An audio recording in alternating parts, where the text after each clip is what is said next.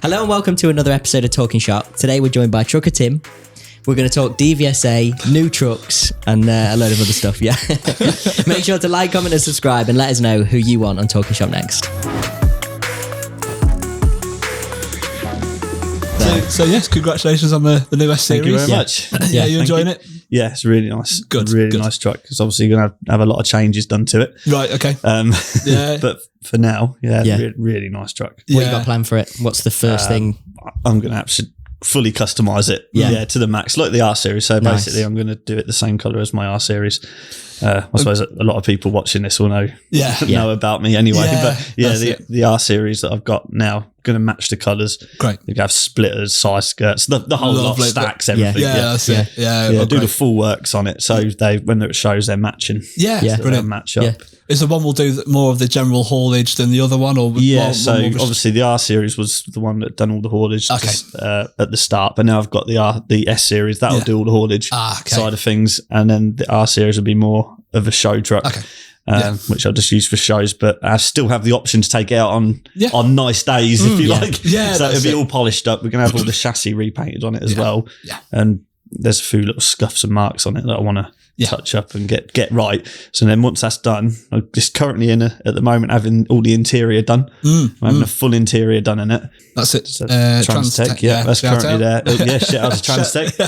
That's currently in there, being done at the moment. It's in bits. Yeah. Wow. I'm hoping, fingers crossed, it's going to be done for Truck Start Assen. Yeah. Okay. Yeah. Well, it's got to be. It's got to be. Whether it'll be fully completed or not. I just need to have my seats, dashboard, dials, steering wheel. Yeah, that's it. Bits you can see. Bits I need. But so basically that'll be more of a show truck. Yeah. Which I can use on nice days. It's a bit silly, really, isn't it? Having a truck to use on nice days. Absolutely, yeah. Which I suppose this country will be hit and miss, but it's not nice many of them. No. But I won't never get rid of that truck because it's a big part of my journey. It's I say it's my first truck. It wasn't my first truck. The 4 Series was the first truck, but we'll get to that in a minute. Sure. Yeah, the 4 Series. A lot of questions. There was people on at me about that, but we get to that in a minute. Yeah, but so that was my second truck. Right, but it was my first truck to sort of first truck I completed. First truck that was on my operator's license when I got my operator's license. So big part of the journey. So that one will never go anywhere. I get quite attached to things. So I think that'll stay with me. Well, it's the memories you've sort of shared with it, I suppose. And as you say, it's what started your sort of business all really. I mean, you did YouTube before though, didn't you? When you worked for Data Shredders. That's it. Yeah. Data Shredders. Yeah. That's where it all started. Yeah. It's just been like a whirlwind of like 3 years really. Right. Yeah. Just, I don't know. I worked at Data Shredders. Do you want where first? Should we go right back then? Yeah. Where did it all start? Right back. So basically, when I was younger, my uncle Richard, he's sadly passed away just recently. Sorry to hear that. It's all right. I used to go out with him every school holiday, every weekend I'd be out in the truck with him. Wow. And that's basically what got me the bug of it, really. How could it not? Because I just used to be with him all the time. 6 weeks holidays, like I say, every day. Used to go out with him, be up at 5 a.m. He'd pick me up and get back 8 o'clock at night. I just absolutely loved it. And then I was like, that was what I was going to do. I'm going to be a lorry driver. That was it. The foundations. What sort of age were you back then? I don't know. I'm not very good with times and ages, but I was at secondary school. Okay. So during secondary school. Yeah, right. Used to go out with him all the time. I loved it. And then my cousin Tom, his uncle owns Rouse Transport, and we used to go down there when we were lads. We were the same age. We used to go down there and wash the trucks at the weekend for them and do all that stuff, driving them around in the yards, as you do. Moving them backwards and forwards, polish them and all that. Yeah, it's just that is what I was going to do basically. And I always remember being at school, never had any interest in school really. Just didn't want to be there. No interest at all. I knew what I was going to be doing. Absolutely. Yeah.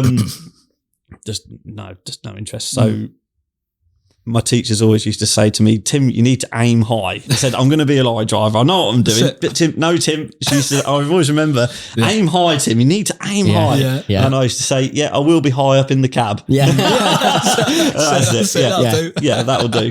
Yeah. Yeah, and that old one everyone says, you never earn a living looking out of a window. Everyone says that. Yeah, guess what? So what I was going to do. So I left school, but I was, because a lot of people were saying, you really need, you can do that, but you need something else as well, really. Yeah. And I was always quite good, handy with a PC, doing stuff like that. So I was going to, plan was, because obviously back then you couldn't get your license till you was 21. I think you can do it 18 now, can't you? Is it 18? You can I think do it is a lot younger now. Yeah. People had to, you're right. I had to sort of wait until they could pass the test and then go. Yeah. It's everything they can get now, isn't it? Yeah. You want to be a lorry driver? No problem. Yeah, basically. You can get your license at 18, but it's hard to get someone to employ you. Yeah. Insurance, experience and everything like that. But anyway, I was going to do IT, go to college and do IT.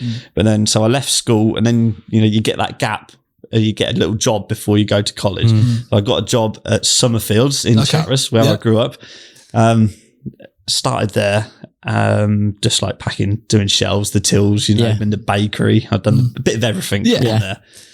And then I was like, obviously earn a little bit of money. And I wasn't really into my cars. Well, I still am really into my cars. The max power days and all that. The good old days. I was really into my cars. And then obviously I passed my car test. Then I started modifying my cars. Spending all the money. We relate a lot here. This guy modifies a car. When it runs out of fuel, he gets another one and then does again. And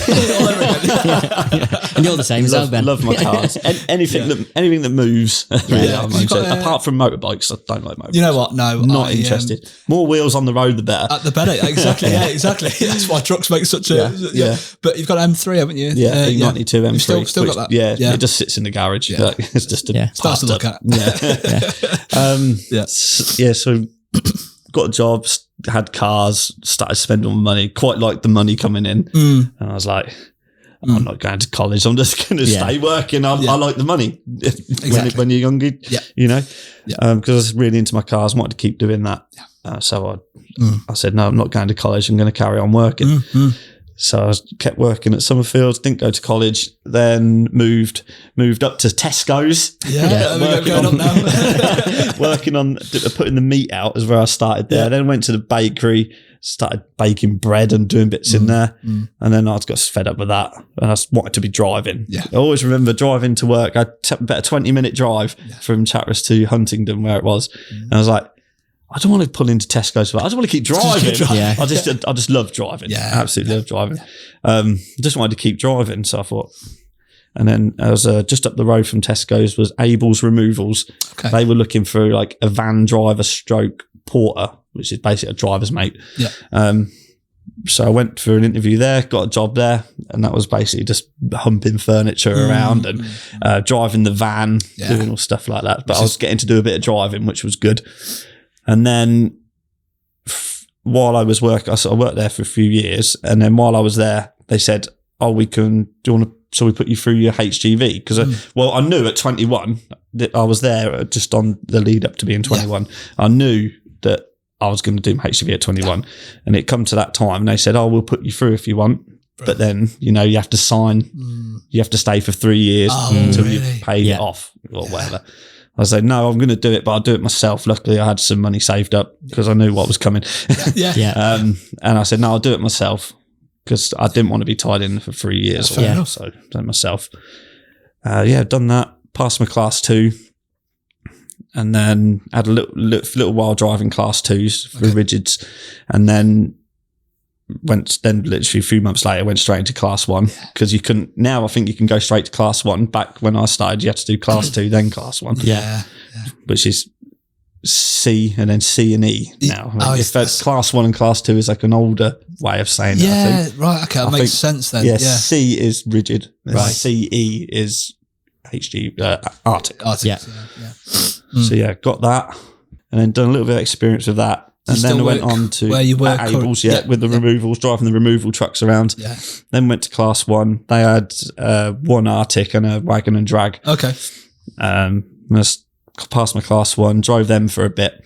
And then going back to what I said earlier, Rouse Transport, where I was used to drive the trucks with my cousin when I was little. Yeah. Just in the yard, backwards and forwards, polish them, wash them for him over the weekends. Yeah. I see in the newspaper they were looking for a Class 1 driver. Wow. There you go. So obviously, Trevor at Rouse Transport, that's my cousin's uncle. So he knew me. He knew I was anyway, and that. And then I remember ringing him up and said, "Look, I want to come and drive Class 1 full time on their tipper work, this bulk tippers, doing grain and things like that." I rang him up and said, "I want to come. I want to try." Yeah. He's like, "You don't want to do this dusty old, dirty old job?" I said, "No, I do." I've always wanted to actually. I've always wanted to. Yeah, absolutely. So basically went there and got trained up on the tippers and doing stuff like that. And I was there for about 5 years then, just doing bulk tipper work. Yeah, the same work. Yeah, the same work. Yeah. But it's obviously from there, then you went to data shredders directly from there. Was that? Yeah. Was that So right? basically, at Rouse Transport. Yeah. And Rouse Transport, it was like 5 days a week, and then every other Saturday as well. Okay. Nights away, 3 to 4 nights away a week. Yeah.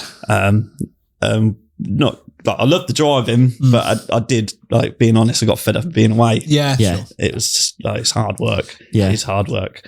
Fair play to these drivers that are out 2 or 3 weeks at a time. Yeah. I don't know how they do it. I couldn't do that. When you were at Summerfields and at Tesco, then did you enjoy being there, or was it like I've just got to get through this because I've got my end goal to get to? Yeah, it was really. Yeah. Do you know what Summerfields always reminds me of? I always associate anybody that mentions Summerfields. Do you I always remember think Summerfields? Hot Fuzz. Oh, Do you remember Hot Fuzz? yeah. I swear in Hot Fuzz, the supermarket is Summerfields. I think Do you it remember is. this? Narp, yarp. I think it is. Yeah. That's the way the cookie crumbles. Mr. Skinner to the manager's office, You're right. Mr. Skinner. Summerfields. Why did I I need not to look think at of that, that? see if it is. Yeah. It is. I swear it is. Should we Google it? Yeah, Jamie. Have a little look, Jamie. Yeah. So if I put in what supermarket, Yeah. Wow. No, I thought about that before actually. I love Hot Fuzz. Yeah. Yeah, it's one of my Yeah. favourites. The suspiciously huge interior of the Summerfield supermarket is the old, currently empty Safeway store on Staines Road in Safeway, Hounslow. Yeah, there you go. Yeah. Yeah. There you go. There's Hot Fuzz. There we go. There you go. So you were the guys. Would you say you were on the bakery? I've done a bit of everything at Summerfield, and then when I stepped up to Tesco's, like a promotion. Wow.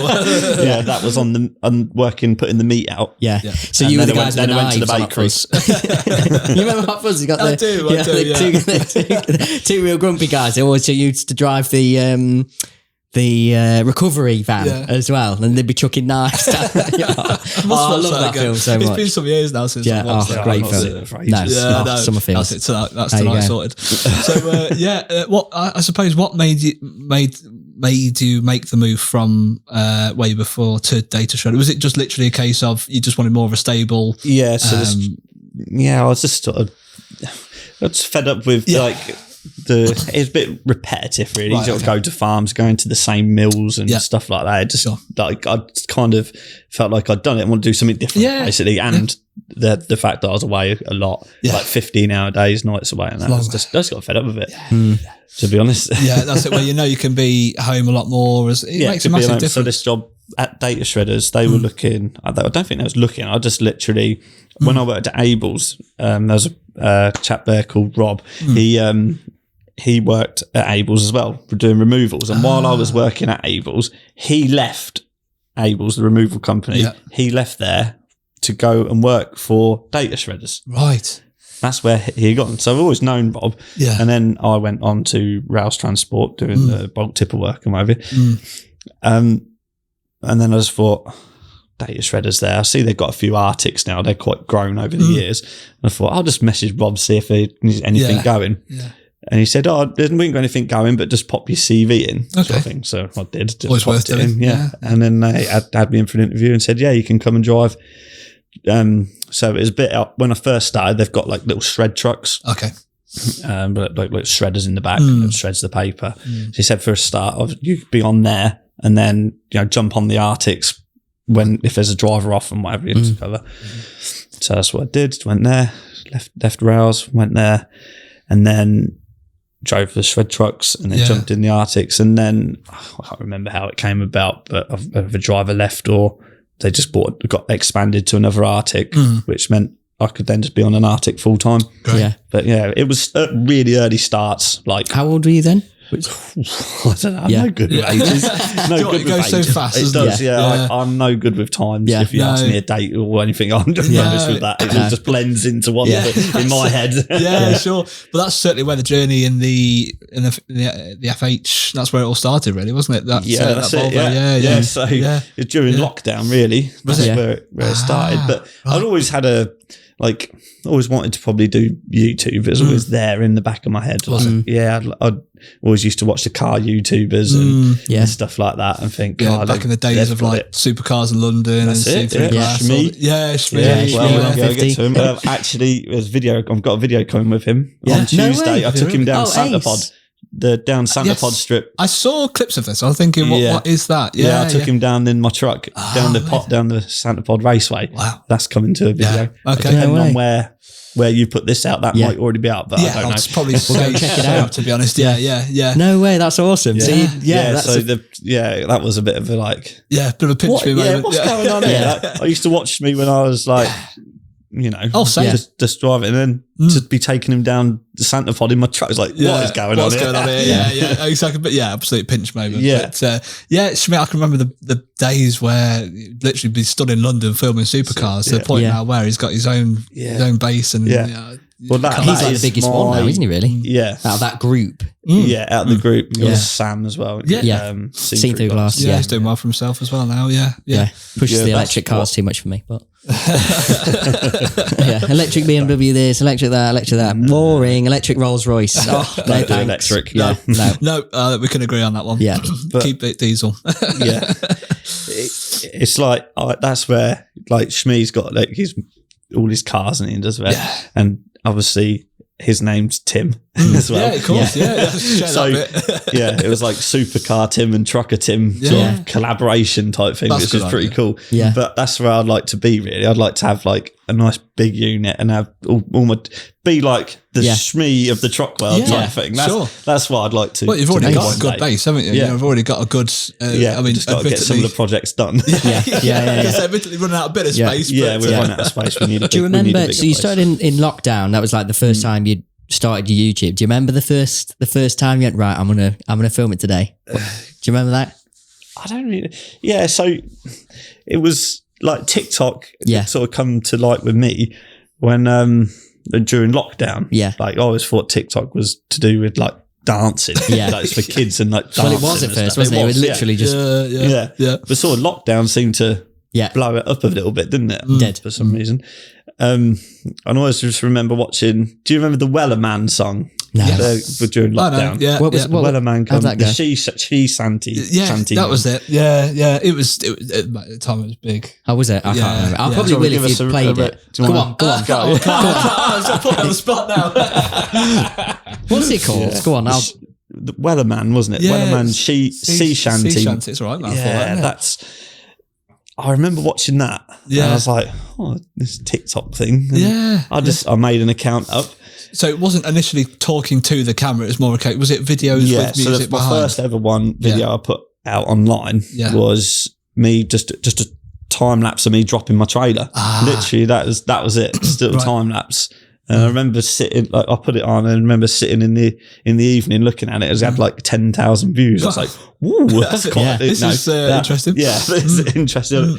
Back then, that was a lot, but there's not so much personally for me now. It's not a lot. Sure. Back then, it was like, geez, 10,000 people watched me drop my trailer. Like, what's going on? People were bored.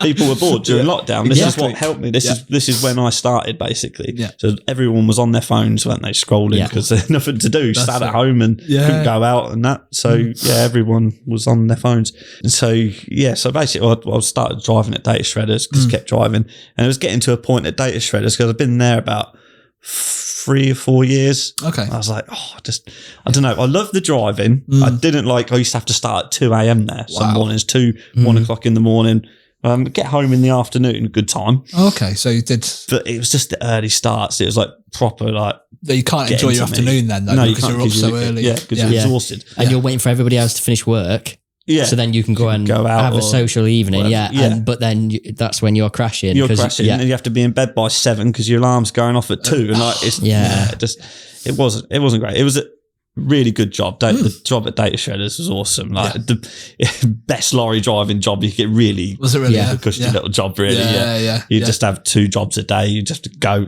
Your first job would probably be somewhere in London. Okay, so you'd leave like 3 a.m. to beat the traffic. Get in. And then you'd be coming out while everyone was trying to get in.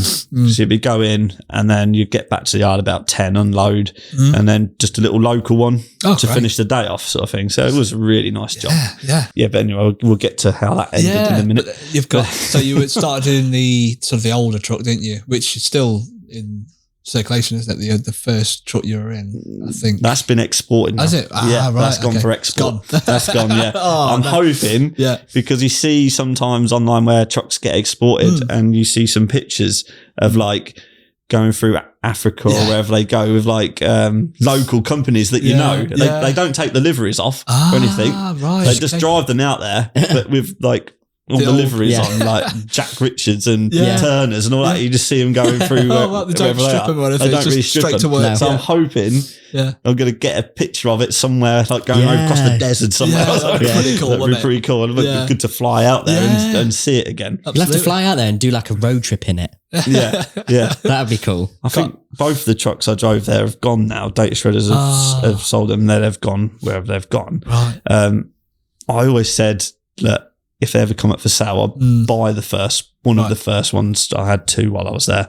I'd buy one just to keep, just because it's part of the journey. Yeah, but when Data Shredders decided to get rid of them, I wasn't in the position to be able to get to buy them. Sure. Whereas if it was a bit later on, like now, I'd probably be able to be in the position to buy it, which is a bit of a shame that they've gone. But who knows in the future, they might reappear somewhere. Who knows? Keep your eyes peeled, everybody. Keep your eyes peeled. You might find sand everywhere all over it. Literally, you can import it back. Pull an under tray off and it just sand everywhere. It's a good story. Absolutely. Yeah, damn right. But while I was driving there, I started to get itchy feet again. I was like, I just don't want to be. I enjoy driving, but I didn't want to be a driver for the rest of my life. I just kept, get up early, drive, go out. Just like that cycle of like, bit repetitive. I'm going to do this forever. And it was kind of getting to me a bit. I was like, but I just couldn't see a way out because obviously driving is quite good money. It's half decent. Other people probably disagree. But it is quite good. So a lot of people going, what? A lot of people probably disagree. But it is quite, you live to your means. But I was comfortable. I was comfortable with that. It was good money. And I was like, I want to drive, but I don't want to drive forever. I just couldn't see a way out. Do you know what I mean? What am I going to go and do where I can do a bit of driving, but not always be driving? And earn what I'm earning now at Data Shredders, but I couldn't see a way out. I always thought of YouTube and stuff like that, but I was like, I don't know. But I had thought of doing it. I had, but I just didn't know how or to start and stuff like that. But that is why sort of when this TikTok thing came about, I thought I'll just put a video on. You know what I mean? Just see what happens.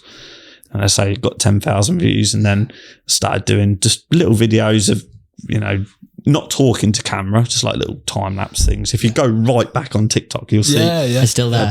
Still there. I've done one with my car. Just pulling off in my car. You're probably the only YouTuber from this little world that we're in, this little niche, that still has his first TikTok at the minute. Everybody just seems to get their TikTok taken off them. For I've whatever been reason. A few times. I've been close. Very close to getting it taken off them a few times. Real reason. TikTok is awful. Absolutely awful for that type of thing. Awful. I don't know if it's because a lot of people report your accounts and stuff. So what it is now is AI. You'll say one word and it'll go right. I heard that. I've had that. And then shadow banned. Shadow banned. I've had that as well. When it's like, they take the video down, there's nothing wrong with it, and they'll be like, this is like your last warning. Another offence will be like, you'll see your account banned. Like, There was nothing wrong with that video. Nothing wrong, yeah. That's like you were saying, this AI has picked it up and it's like, well, take that down. Then you can appeal. And I used to always appeal, and like 9 times out of 10, they'd put them back up and say, sorry, it's a mistake. But it still says your next offence, it doesn't take the warning away. It doesn't take the warning away. It's still there. Yeah. So it doesn't reset you back. You're no better off by having it back on there, are you? No, you're no better off at all. Oh, God, honestly, have we had any warnings, Shanice? Have we had any? Have we? Have we really? Yeah. Who was it for? Jax. Oh, really? Never. It's because they think that we're not posting original content. Oh, you're like reposting stuff. I Right. haven't reposted anything. Though. No, it's all But from they the. just flag it up. Oh, well, there you go. This So is a we got warned for reposting, even though we weren't reposting. Yeah, that sounds our own about It right. was your own content. And then yeah. It's not original. We had some. Okay. We just had some like really good ones, didn't we? We had some that went off like 500,000 views, 1 million views, and then we had a period, didn't we? We were like, what is going on here? Like very, they were really slow. Not many people. They definitely shadow banned us. Yeah, I've had that. I think it usually happens when you have a video that goes viral. After that, They shadow ban you. Yeah. TikTok is a nightmare. Yeah. Get back in your box. Yeah, it is an absolute nightmare. Yeah. But it's a very good platform to build an audience. Fast. Very good, fast. Yeah. Like YouTube is It's not slow. the place. So slow. TikTok grew for me quite quickly. Yeah. And then everybody in the comments on TikTok saying, oh, you should start a YouTube channel. Yeah. I was like, oh, well, Go on, and then I remember saying, I've set a YouTube channel up.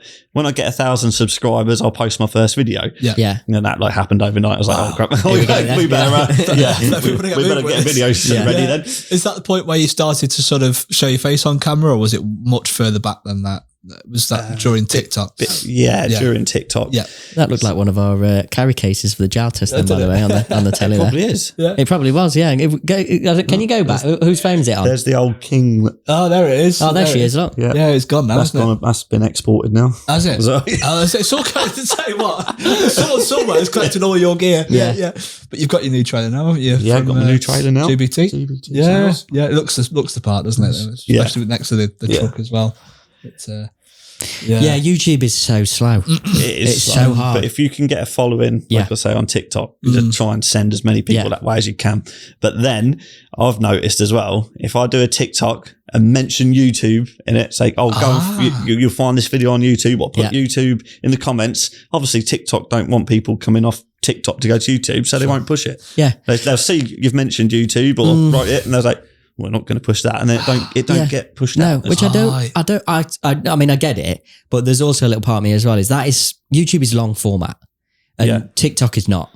So I don't really see how they are in competition. Yeah, I know YouTube have now got YouTube Shorts, but I don't even look on them, if I'm being totally honest. To be honest, I have like I've 10, got a 15. separate channel for that. Yeah. Have you? Yeah, try and keep that Saw that. separate. Yeah. But I don't post this again. It's time. Yeah. Time for me. Yeah. But we'll get to all that in a minute. Yeah, sure. All the Oh my editing. God. All the editing. Yeah. Oh my word. And then I suppose from there, then you thought, I was like, started to do just time lapses, and then I started doing a bit to camera, saying how to show people how you drop the trailer and talk through how you drop the trailer and bits like that. People like that. But Which is useful. But then you got all the people in the comments, all the, you don't do it, you're doing that wrong, do this wrong, you're doing that wrong. Like, That's it. Okay. That's it. Yeah. Well, this is the way I do it. Yes, So, I do it. Yeah, it's fine. I think everybody will always be a critic. We do it. Yeah. Someone, that's fine. If you do it another way, that's up to you. Everybody has their own way of doing Exactly. stuff. Yeah. But I was very, I was always worried about what people would think or say about me doing these videos. So I was always I'd be doing them in the yard, but making sure no one's watching, because set the, you go and set the camera up somewhere, and then someone will come in. You're like, this is embarrassing. No, go away. This is embarrassing. And the camera's over there recording. You try not to look at it. Don't look over there. And doing that, posting them, I put them on, but then it was inedible that. I was getting quite a few views, about 20,000, some bits and bobs like that, which is quite good on TikTok. And it was inevitable that someone who I worked with or someone I knew was going to see me come up on there. Yeah. I remember, so Joshy boy, engineer Josh. Yep. Yeah. Big shout out to engineer Josh, because he's a big part of like my journey really, Sure. like the foundations of it really. Can't thank him enough for helping me out with it. I remember queuing up to unload the data shredders and he went up, I didn't know you were on TikTok, he goes. He's seen me on there. Yeah, TikTok Tim. TikTok Tim. Yeah, TikTok Tim, yeah. Yeah, and I was like, yes, I'm on there.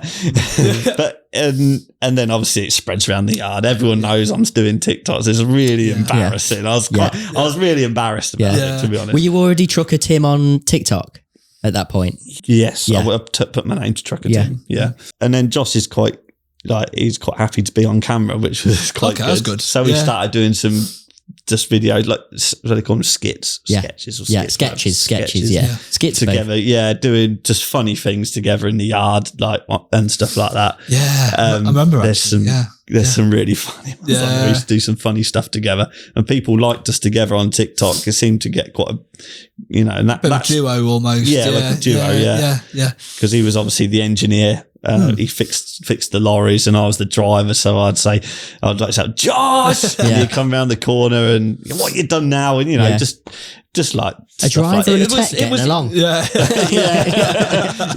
And it was all set up. We said, we'll do this, and do that. It was kind of scripted, but not. We sort of knew what we was going to do, but it would just sort of happen. We'd we bounce off each other really well. Really well. People want to see, isn't it? Yeah, that's exactly it. Yeah. And then, so you sort of did some videos together. Yeah, did some videos together. He set up his account, engineer Josh. Right, okay. As well. He's on there. You still doing it? Not as much, no. Okay. No. When I left Data Shredders, he, not long after I left, he left as well. So he now works doing fixing road sweepers. Okay. So he's got that. He does that now. He goes out in a van, goes all over fixing road sweepers. Sure. He's happy doing that. I think he put one on recently. Okay. But he don't post like he used to. Sure. Yeah. Maybe sometimes down to, I suppose, the company. So me and Josh were obviously doing these little videos together, and people were liking them. That work found out, and then work got a little bit funny because we were doing it in work time. Yeah, okay. I mean, with the trailer park where we used to park the trucks and the trailers. Was sort of down the road from the yard a bit, and he would come down on a forklift and meet me there, and we'd be doing them in the yard. They didn't quite like that too much. No, really. So it got a little bit funny about us doing it, but we still did it. Understandable. We still did it, but and then go on. Sorry. I was going to say it's good advertising for the company. Actually, this is what I was going to get to. So obviously these videos on TikTok were getting quite a few views now. Just sort of started gaining a bit of traction, me and Josh, and then me doing videos out on the road. I always used to try and pull over in nice like scenic spots. Used to go across the Woodhead Pass quite a lot up north, and I used to try and, because we used to do that in the skip lorry, the hook loader, and it's quite a rigid, so you'd be able to chuck it in anywhere. Used to find some nice spots to park up and just do a little TikTok saying like, this is where I am now. This is what I like about my job, being able to see all this lovely scenery and just do little funny bits like that. And the videos started gaining a bit of traction. Just getting like 50, 60,000 views then. It was like, well, quite good. And I was thought, what can we do like to make, I don't know, get that next level. More views, get the next level. Yeah. And I thought, just driving along all the time, your head's going like, what can we do? And I thought, I know, what if we put a sink? Have you seen these TikToks? Was that the back of the old Volvo? Was that right? Yeah, in the cab. Yes. This is like where it started for me, like the foundation of Trucker Tim. These videos. So I thought, if I get a sink, you could put a sink in here and try and plumb it up, and then just pull into this lay-by and say, have my lunch, and like, right, now it's time to wash. People not expecting it. So I was having my lunch. Right, now I need to wash up. And then I'd like go to the kitchen, I'd say, which would be the passenger seat. And I had a sink and I had fairy liquid, the whole setup. The tap would work. And I'd just be washing my dishes in the lay-by and then putting them away and just do it like that. And then that was like my first ever viral video. That went mad. People loved it. That's really good. And then that gets you thinking, right, that's done really well. What else can we do?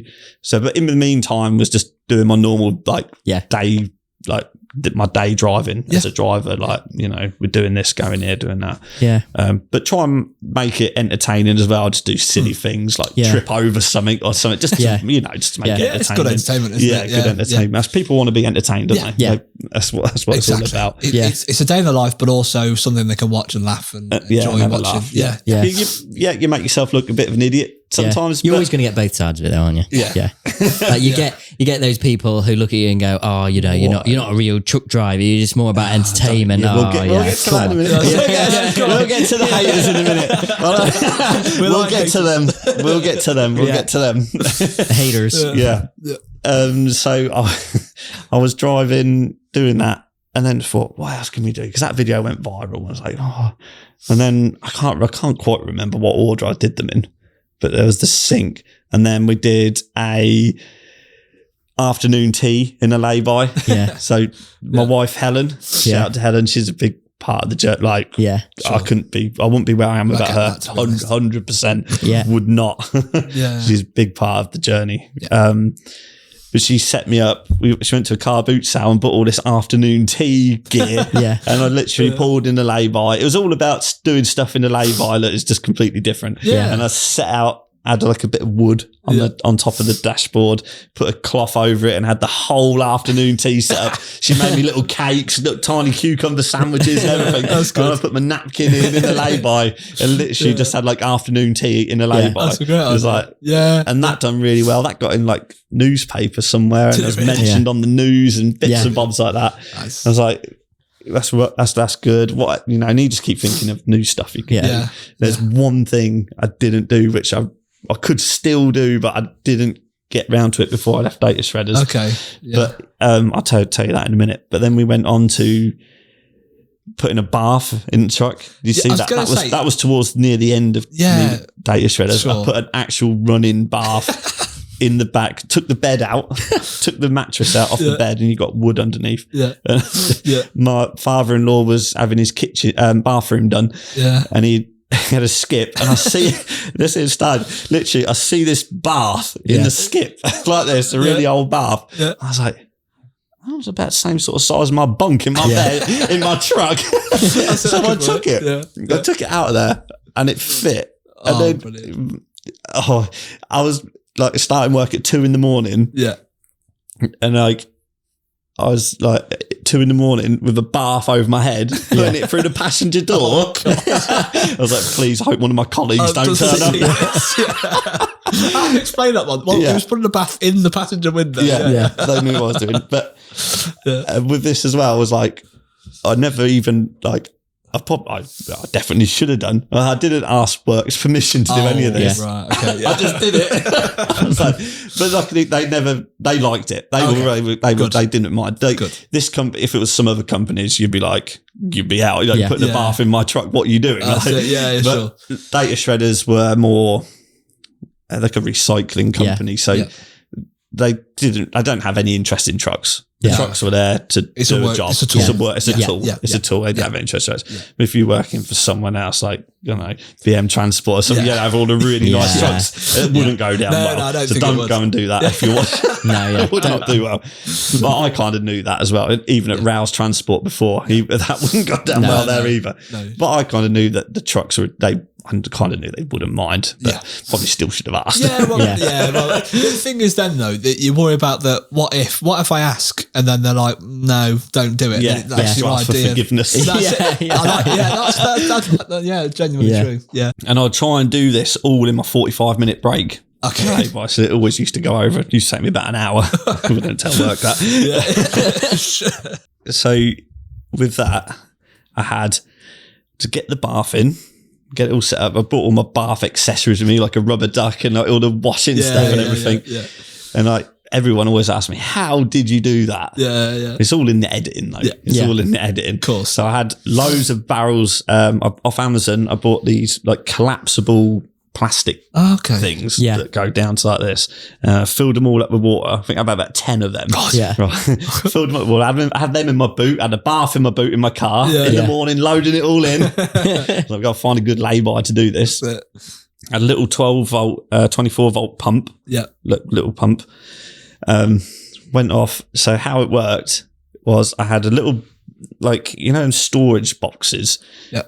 Like, you go under the bed like this, like plastic. Had one of them, filled that up with water, about halfway up, and that slid underneath the bath. So I had the bath in, slid that under with water in, then the 12-volt pump went into there, and then went up to the tap on the bath. Okay. Which I could plug into the cigarette lighter. Yeah. So start the TikTok. I had all these barrels in the back of the truck with loads of water in to fill the bath up. So you start the TikTok saying, "I'm laid by, I could just do with a bath right now," sort of thing. Luckily, it was a really hot day because the water was absolutely freezing. I thought, so I said, "I know what I need. I need a bath, like in the lay-by." And open the door and walk up the steps, and there's a bath on the bunk. It's just like, a lot of people thought that wasn't real. It's like computer generated, but it was in there. Genuinely, it was genuinely. I've always wondered there. how you did that. And it's a shame you haven't got CCTV of you putting that in. That was something I missed out on with the sink and the bath and everything. I thought I really should have done a separate video of the setup to put on afterwards, which I didn't do, just because I was like tight on time to get this done in my break, and Instagram versus reality. To try and film it and set it up would have been a nightmare. Just needed to crack on. But the 12-volt pump, got in the truck and put the plug in, pulled the tap up, and then obviously the water come through, and I was like, I'll just like get changed into some TikTok friendly bath attire, and then obviously stop filming, turn the tap off, get the barrels out the trailer, fill the bath up so it's like quite high, but still have some water in the tub underneath. So then when you start recording, put the tap back on so it looks like it's still been filling up. Got you. That makes sense. That's a good idea. Everything you have to do in behind the scenes to make it look. So much work went into these. There's the same sort of principle with the sink and the washing up as well. And got in the bath, got in the bath. Done the TikTok, like scrubbing, and I'm obviously checking my break from the bath to see how much time I've got on my break and stuff. Done all that. And then it was a case of getting out, dried off. And then the plastic tub was still underneath where the plug was. So I could pull the plug out and say, right, just drain the water. And then stop recording, put the plug back in before the tub filled up, empty that tub out. And then the tub that was underneath, I used to scoop the water out of the bath and chuck it out the window. I see. I was just thinking, how do you get rid of the water? So I was in a lay-by, remember? And there was a lorry parked behind me. I was thinking, what the hell is going on? It was a foreign lorry as well. So he was on the left-hand side. So he could see down the passenger side of my truck. And there was just water just coming out the cab. There's all this water just submersible truck. He must have thought, what the hell is going on in that truck? So obviously leave a little bit in the bottom, take the plug out. Oh, it's just finishing off. There you go. And then I drive around all day with a bath. That's a really good idea. Obviously, that did well for you. And that done really well. And then from there, I think that was the other way around. But then I've done a shower as well outside the truck. I actually got a proper shower base. It was ceramic as well. You know, like the base where you stand. One of them, like a proper ceramic one. I carried that around with me all day on the bunk and set that up. Had a shower curtain and everything. Put the shower cap on. It's quite a good idea, actually. So I'm sure you can. And that was on the 12-volt pump, and had a proper shower head and everything. You'd have to look if you go on TikTok. You'll see them. If you look. They are quite good. A great idea. But they all went viral. And then obviously I was doing YouTube at the same time. More like daily vlogs. Really just me driving, not like funny stuff like on the TikTok side. It was more just, this is my day, but still made it entertaining. Just acted idiot really, but people liked it. People were entertained. Exactly. It's what people want. People go on YouTube and TikTok to be entertained, don't you? To pass time. But obviously some people go on there for educational purposes, or if you're looking to fix something, or you know, it's everything now. It's everything. It is. I'd say most of the entertainment, though, is YouTube, because you're bored. Yeah, that's exactly it. And what people do genuinely like a vlog, a day in the life of a truck driver. Yeah, that's it. People enjoy watching that. Yeah, which I'm sure you obviously like who puts baths in and that's a bit of a twist. So these went viral, like millions of views. These ones, wow. And then I was doing the YouTube at the same time, and I'd always. That's what I was just saying. Mentioned sometimes not on the viral videos, but on the just my normal everyday TikToks I did of my day around those. Like obviously, just mention the YouTube channel here and now. Give it a plug. Say I've actually got a YouTube channel now. If you didn't know, but like we were saying, those videos never done that well because you mentioned YouTube because they don't want people to leave YouTube, do they? They don't want them to go. So they don't. If you mention YouTube and stuff like that on TikTok. Because they're not a part of one another. It's like, no, we're not going to push that. Why are we going to say that? Why are we going to send people, why are we going to tell people to go over to YouTube from TikTok? We want to keep people here. Yeah. So those videos never did that well, but they still got enough views and people then started going to the YouTube. Let's go and have a look, see these YouTube channels. Then it all just started growing like that, really. That's how it grew. Yeah. Was there a point where obviously the move you made to Data Shredders was because you wanted more of a stable or sort of structured time at home as well. But what was the point from Data Shredders you thought, right, now's the time to go buy my own truck and do this? Yeah, so having my own truck and own company was something I always wanted to do. Yeah. But if it wasn't for social media and the TikToks and the YouTube, it wouldn't have never happened. Right. Because financially, I couldn't afford to leave my job and go and buy a truck and then go and try and find work and stuff like that. Because, you've got bills, you've got family, you can't just go, I'm leaving a guaranteed income to go and to pursue this because it's just the risk. That's a massive risk. Massive risk. So if it wasn't, I always wanted to do it, but if it wasn't for YouTube and TikTok and everything I've done, it wouldn't have happened. Right. Okay. Definitely. I'd still be at Data Shredders now. Yeah. Sure. I would. I just would. Yeah. Just because of the financial side of things. So it all kept snowballing, the views and on YouTube, and the TikToks kept doing well. I kept doing TikToks for me and Josh, doing funny TikToks and stuff like that. Done a few YouTube videos with Josh as well, where we had bought a whole pallet of air horns and went around in the back of my old Ford Cougar to services around Christmas and just kept just pull over and offer people a free set of air horns for content as well and just to spread a bit of cheer. People loved it. Right? This is parked up on your brake and then someone turns up, would you like some air horns? But it looked a bit dodgy because we was pulling up to these trucks, opening the boot up with all these boxes in the back. It was like, some air horns. And it was like, no, for free. Oh, yeah. What's he selling? Yeah. Was that the Cougar that you always sticker bombed? Sticker bomb, covered it in Trucker Tim stickers, then it went to the banger track. Right, that's it. That's the end of that one. That was the end of that one. Got some hate for that as well. Yeah, really? Yeah. Cougar enthusiasts. On TikTok as well, I've done some really stupid things where I've made myself look like an idiot. Yeah. But it's helped me in a way. Like people say, oh, look at this idiot, but these videos have got a lot of views and they've got my name out there. Yeah, I've made myself look a bit silly. Probably shouldn't. Some of the stuff I probably shouldn't have done, but I wouldn't change it because it's got me the recognition. It's got me the recognition. And then people off the back of it do like reaction videos type thing, or oh, have you seen what Trucker Tim done? What an idiot! Blah blah blah. And they think they're hurting me, but they've done this video, put it out there. It's like free advertisement for me. That people scroll, never even heard of me. People scrolling through, see this bloke slagging me off or whatever. Like, who is this Trucker Tim he's on about? Head over. Okay.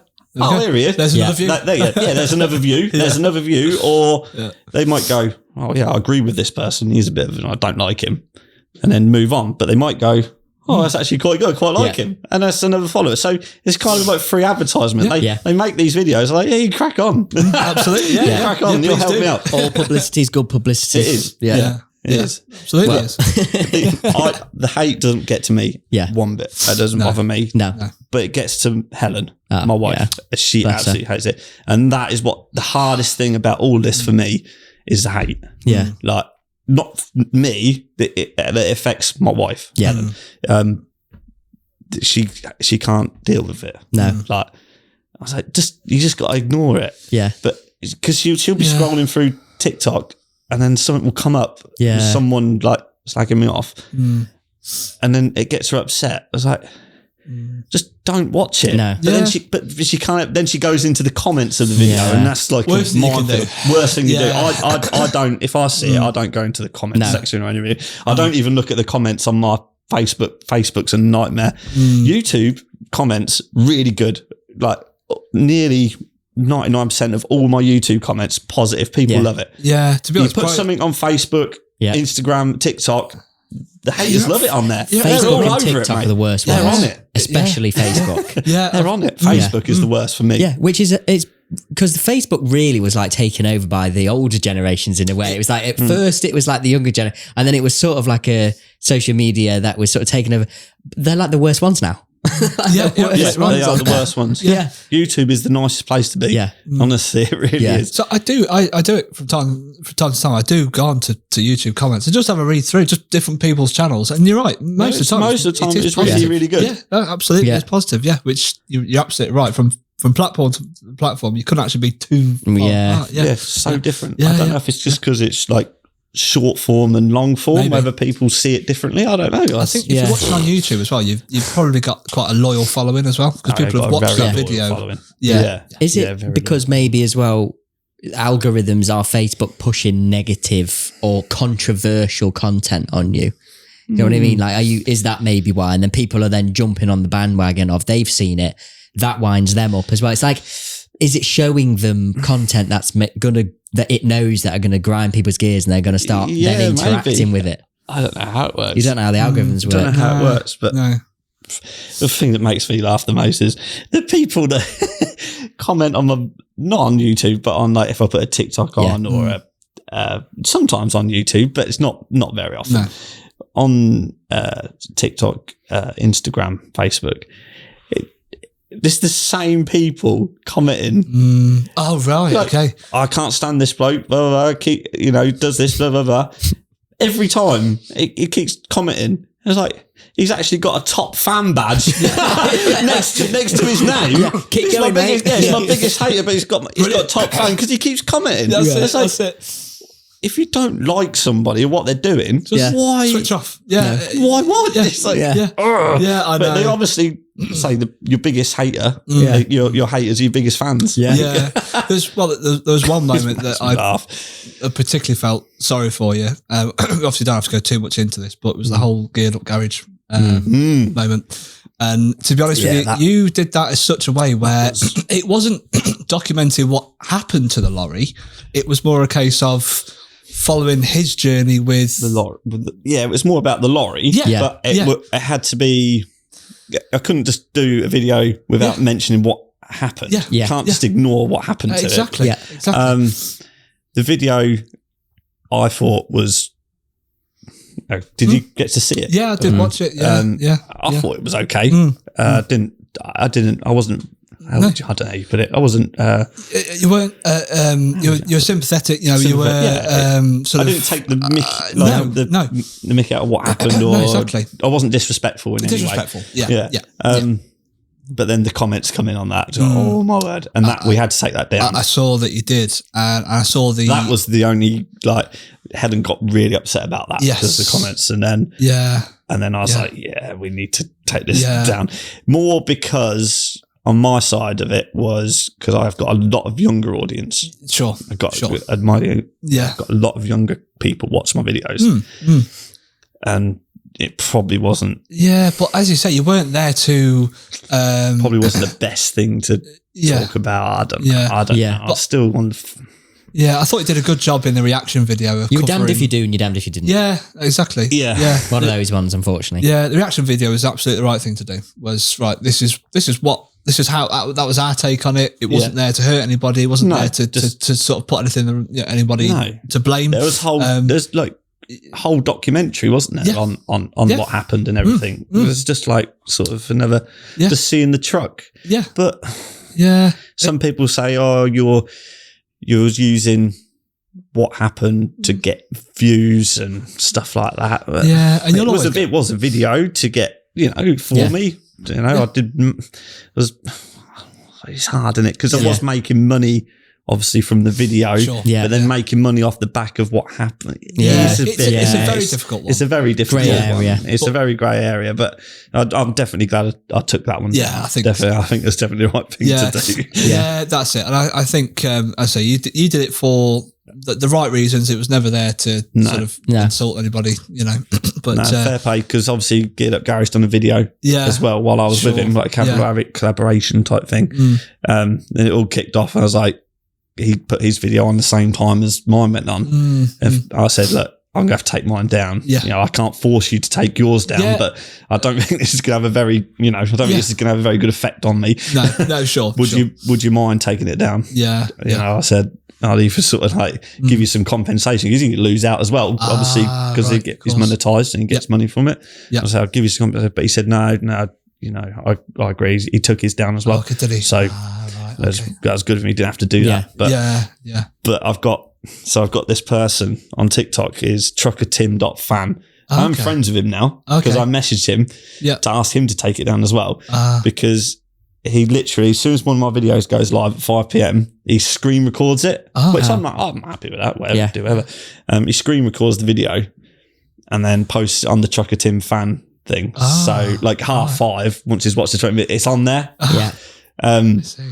So he obviously screen recorded that video. I took it down, but he had it. It's like screen recorded. So people searching for that one now. People were searching for that one, so it was still being able to be seen. No. So I messaged him saying, look, do you mind? No, and he took it down as well. And I like follow him. I follow that page now. Does it? And I talked to him, so that's quite good. Good. People were really good about it. But I don't know. It's one of them. It must have had a bit of an effect on you at the time, though. Oh, it did, definitely. I was like, you're watching these comments coming in. But then on the other hand, it was like at the time, because you get, I don't know, you must see you get a ranking on YouTube, don't you? 1 to 10. Where your video is trending in the first half, the first half an hour, like of your last 10 videos, like where it's ranking. And it was like my best performing video in like the first half hour. I was like, whoops. It's like, which I knew it'd do well, but the comments were just like nearly every comment was negative. I was like, I can't. It was hard to like, see that, delete and see that it was performing so well. Because I think it would have done my following quite well, obviously, but it's bittersweet. Bittersweet. But no, I'm definitely glad I took it down. Sure. Not everybody would have done that. No, absolutely. No, some people would have just rolled with it, and But if it wasn't for Helen, my wife, I don't know. I would have rolled with it a bit longer than I did. I was still in my head. I was like, I don't think this is right. But it would have probably been up like for a day, probably. As you say though, we're probably with your audience being a bit younger, maybe. It's probably the right thing. Whether it's a mistake or whether it's not, unfortunately, you're in one of those situations where, because you're well known, your mistake is publicised. And we've spoke to other guests that have been on as well. When you are well known, you make a mistake, everybody sees it. Everybody sees it, and everyone's waiting for you to make a mistake as well. I think so. Like that. That's very true. That's very true. People like to. It's sad, but people like to see you fail. They do. People want that as well, though. People absolutely love any beef. They love that whole thing. It's like when the whole thing with putting the V8 in the Volvos as well. Like people love to jump all over that. Murdoch in Scotland doing it as well. That's actually helped us in a way. Both of us. People saying that they stole the idea, but they didn't. No. I spoke to John Murdoch, but it was quite funny. I went to Scott Plant with King Trailers, and they were literally right opposite the King Trailers stand. And I spoke to him, and he'd been planning to do that for over 10 years. It wasn't. They didn't steal my idea. It was just a coincidence. They didn't steal my idea. They'd been doing it for 10 years. They was wanting to do it, but never got round to it. Whether they see me going to be doing it and that sort of give them the push, which I think he actually said it did give them the push to do it. So. But that's fine. I can't tell. People can do whatever they want to do. Of course. It did bother me a little bit, but I thought, in the that's end, fair enough. it helped both. It helped, yeah. Yeah. Well, it's Because, made- look, they've beat him Race to to do it. the V8. Yeah, they beat you to it, Tim. Yeah. I remember when they put the video, well, Sandy put the video out, Yeah. didn't he, of it. He went to see it and Yeah. done the video. What annoyed me was like, people putting, I got messages and that, oh, Tim, Sandy's beat you to it. Sandy's beat you to it. No, Sandy didn't beat me to Yeah. it. No. Yeah. Murdoch's beat me to it. Yeah. Sandy went and done a video He on it. documented But it was like, Yeah. whatever. And then Sandy was taking stick on his side, going, "Oh, you know, you'd be Yeah, original, stole blah him. blah. You've stole Tim's idea." Yeah. Yeah. Yeah, but it's helped us all. It's Yeah. helped us all. But it's made you do yours different now. That's it. That's what I was going to get to. Yeah. So Yeah. they done it the way I was going to do it. I was like, we can't just do the same. Now. Yeah. We've got to do something different. So that's what now we'll put the engine behind the cab like a race truck. Yeah. Like mid-engine V8. Yeah. That's cool. So English style. Yeah, sure. Just do it a little bit different. Yeah, So yeah, it's we coming on are nicely, actually. very nearly. We're just trying to get the clutch bled up on that now. Okay. And she's ready to go. Nice. Wow. Ace. But will She's that ready to be roll. show truck then? Yeah, that'll be Yeah, show truck. Yeah, we would like to take it on the road. Yeah. To use it as road, but we need an IVA test. Okay.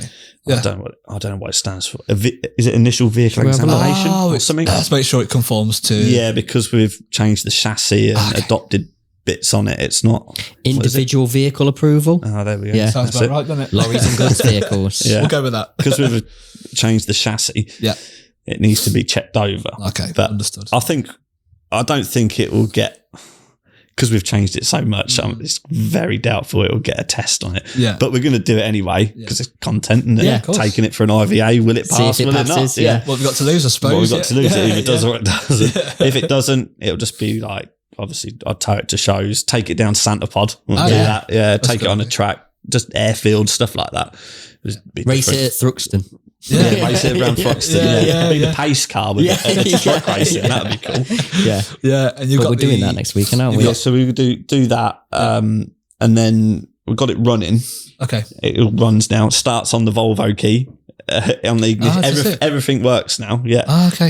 It's just bleeding the clutch up, and then we've got to get the radiator mounted in the front. Yeah. Then just done. But then that's going to be like all painted up, and it'll look like a proper show truck. Yeah. Yeah. So yeah, that's a creation. Big is it- shout out to Ben as well, the engineer. Yes. Like he has helped me. Like nothing would be any further forward if it weren't for him. Yeah. Literally, He's done a lot for you, actually, he has hasn't done he? a lot. Yeah, Is he's a he- really knowledgeable guy as well. Yeah. Like, his fabrication work and yeah, he can get his head round pretty much anything. Right. Give him time. You say we need this to work here, and I don't know. He just makes it happen. Yeah, it's a rare thing to find these days. Yeah. Yeah. Proper, And he just wants to work. Yeah. Then he just.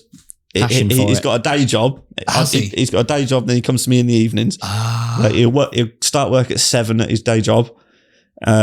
Finish at 5. Come straight to my unit and work at 5 till 10 at night. No every way. night working on my projects. Yeah, That's commitment, isn't it? Yeah. Yeah. 'cause and every Saturday when he's not at work, he comes to the unit. that's good. He's a Wow. proper worker. Grafter. Yeah. Yeah. Yeah. All he wants to do is work. Yeah.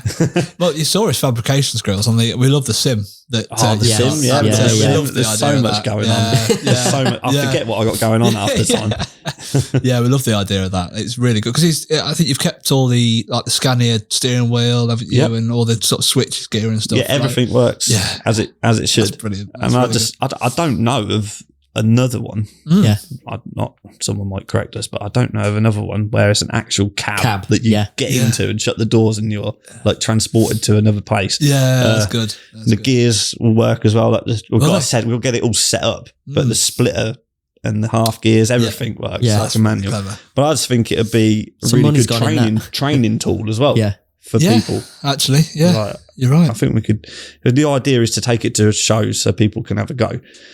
Make it sort of mobile that could be lifted. Yeah, and we just got to get the screens boxed in because I know what happened at shows. People come around and pull the leads out the back while people are playing. You know, yeah, that's people for you. yeah. And then if it rains as well, we've got to get the screens off quick and what have you. Yeah. So we just need to get them boxed in. Yeah. And get it wrapped as well. Yeah. Wrap the cab in a cool livery. Oh yeah, Yeah. that's good. That's a good idea. Yeah, Yeah, but I think it'd be a good training tool, like I say as well. Like people who think, I quite like to have a drive of a lorry, but I'm not sure if I like it. That's the closest you're going to get sitting in an actual cab of a truck and feel like you're driving it. Yeah, you're right, because it's not quite the same in front of a TV and a steering wheel. It's still fun, but it's not quite the same. This is feeling proper immersive. It's like you get in there and you're like transported to wherever you like a different world as such. I can imagine that's really cool. It does make you feel a bit sick. Does it really? Well, it does me. It doesn't everybody. Yeah. No, just because you've got the screens. And it's all around you, and then you come to like a roundabout and you'll brake, and your head sort of has a car crash in your brain. It's like you expected it to move, but it's not. Yeah, it's like ooh. Of course. Yeah. It's a bit. It takes a bit of getting used to. Yeah, sure. But once you get used to it, it's quite good. Well, when we're on Truck Simulator, I just don't brake, do I? Just don't brake. Send it on. Send her through the barriers. Send her through. It is quite good fun though. I like driving it and then like keep going left and right and put it on his side. But it's so like messes with your head. More time on its side. I'm on my side when I'm driving it. That is very true. Very true. Yeah, except I don't drive a truck. I'm just driving a car. But but it's proper immersive. Like if you just drive towards something like a wall. Yeah. And you're driving towards it, it does actually make you go like, because you feel like you are actually going to crash into it. It is really immersive. And the reversing as well. Have you played Euro Truck Sim? Yeah, we do. It's very we accurate. don't waste our evenings.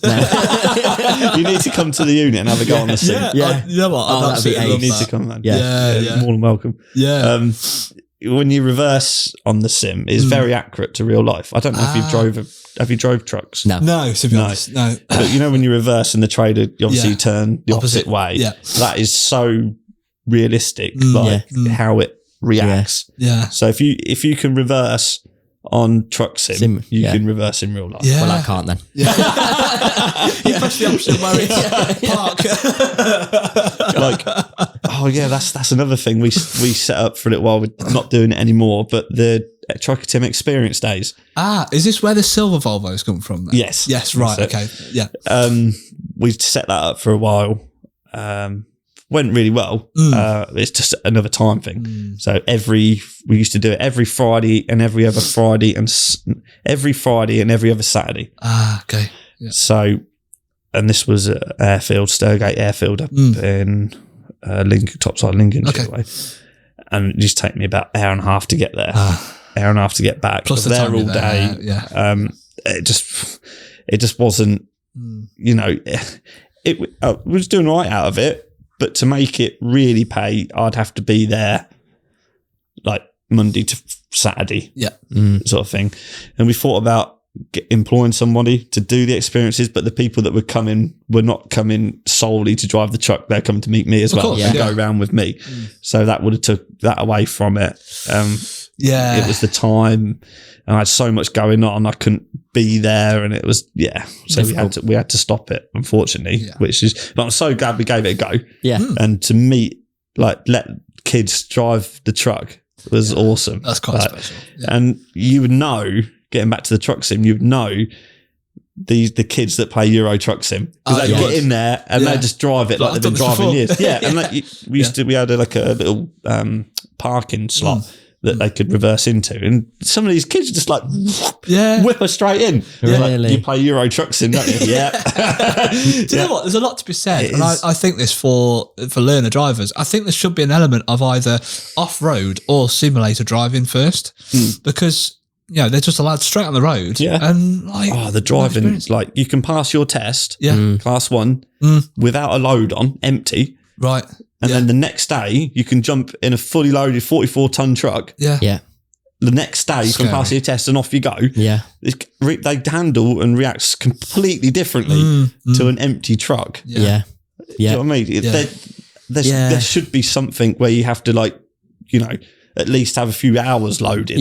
Something, because it's completely... Well, that's the thing, isn't it? They teach you how to pass your test. Then you learn how to drive. You that's learn... That is the thing. That is it. Literally it. They teach you how to get through that test, basically. And then from there is when you start learning properly. Or you spend 11 years driving, and today I'm still learning. It's all subject. But how do you find the standard of driving out there? Is it genuine? Well, between cars and trucks then. Really. It's shocking. yeah. It's always interesting to get a different perspective, because you're out there sometimes thinking, this is bad, but you don't know if it's just because you drive a lot and you notice it, or, actually it is that bad out there. I watched an Amazon delivery driver very slowly, like, there's no one there, there's no one there, there's no one there. No, there's a motorbike there, there's a motorbike there, and he's not seeing it. Yeah. I'm just literally watching this Amazon truck almost take a motorcyclist out in the left-hand lane and squash him up against the gantry. I know. It's just a night. Yeah. There's one thing I can't stand is bad driving. Yeah. It winds me right up. Yeah. Yeah. Sure. Like, really? Yeah. Diverers as well. I can't stand diverers. And the moment No. the further south you get, the closer you get to London, the standards just definitely fall through the floor. Yeah, it does. Yeah. And well, obviously you've done quite a bit recently, I've seen, but up north, Scotland, it changes again. Like the standard driving, I seem to find gets better and better. Yeah. The roads, aren't as busy. Not as busy. It's just less of them. That's why. Yeah, that's it. But it's just you couldn't get any further apart from, but really, really bad drivers to all of a sudden. Yeah. It's absolutely fine. Yeah, it's just a nightmare. Yeah. I don't want to really get into it. I get wound up. Yeah, no. Just thinking about it. It's just people just like sit in the middle lane is what really winds me up. Oh, yeah. And you have to, they're just running down the middle lane, but they don't, I swear they don't look in their mirror. They just can't look in their mirrors and see what is actually happening behind them. No. They just blinkers, don't they? Yeah, you've been sat there for 2 miles now. There's still nothing. Well, I was always programmed when I passed my test. If you're not looking in your mirror like every 8 seconds when you're joining a new road, when you've changed lane, so you're programmed now to, I just don't get how they never look. No. They're oblivious. And oblivious. You're in the first lane, whatever they called it. Yeah. And there's this person in the middle lane, you're catching up. Yeah. So you then have to move because you're not supposed to undertake. Yeah. No. You're not supposed to. But Well, you well, there's like a grey you area then of, have to move. well, if the left-hand lane is moving quicker than the middle lane, it depends how you're doing it, really, isn't it? Yeah. I think if you naturally go past them on the inside lane, that's fine. But I think then it's if you then go onto the middle lane after you've done that, that's then undertaking, I suppose. Yeah. So then you have to move out. Yeah. And then move out again. Yeah. Come in, and I always, when I come Make in, a point of it. I pull in and then go right across like that. That's it. And then if I was sitting in the middle lane, say I just lost my concentration for a minute, like, and I see someone go across the front of me, I go, better move over. Yeah. Move over. They don't. You look in the middle, they're just still there. Yeah, I know. Really? It's I know. oh my God. It's so frustrating. We do a lot of miles, we notice it as well. Yeah.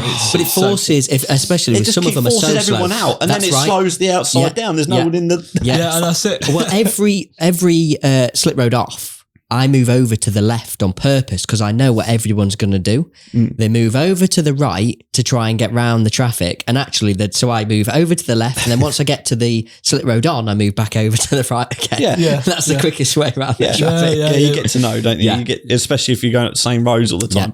But you can see patterns, don't you? Yeah, you do. Everyone gets over to the right. Yeah. You go straight down there and then So move over to the right at the right time. Yeah.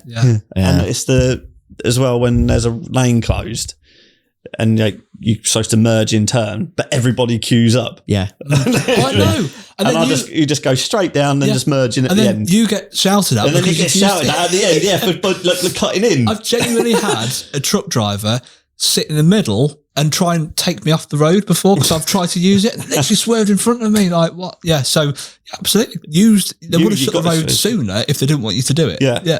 Sometimes there's signs in there saying use both lanes when queuing sometimes because people don't. I've literally got to spell it out to people now, People don't actually read signs. I've had this conversation with my dad loads of times where actually, well, especially our generation, we do follow the sat nav a little bit to be fair, but the signs are there actually to aid you, but people people don't use them. No. They're there to warn you, aid you, and What makes me laugh is when you got the 4 lanes on a motorway. Yeah.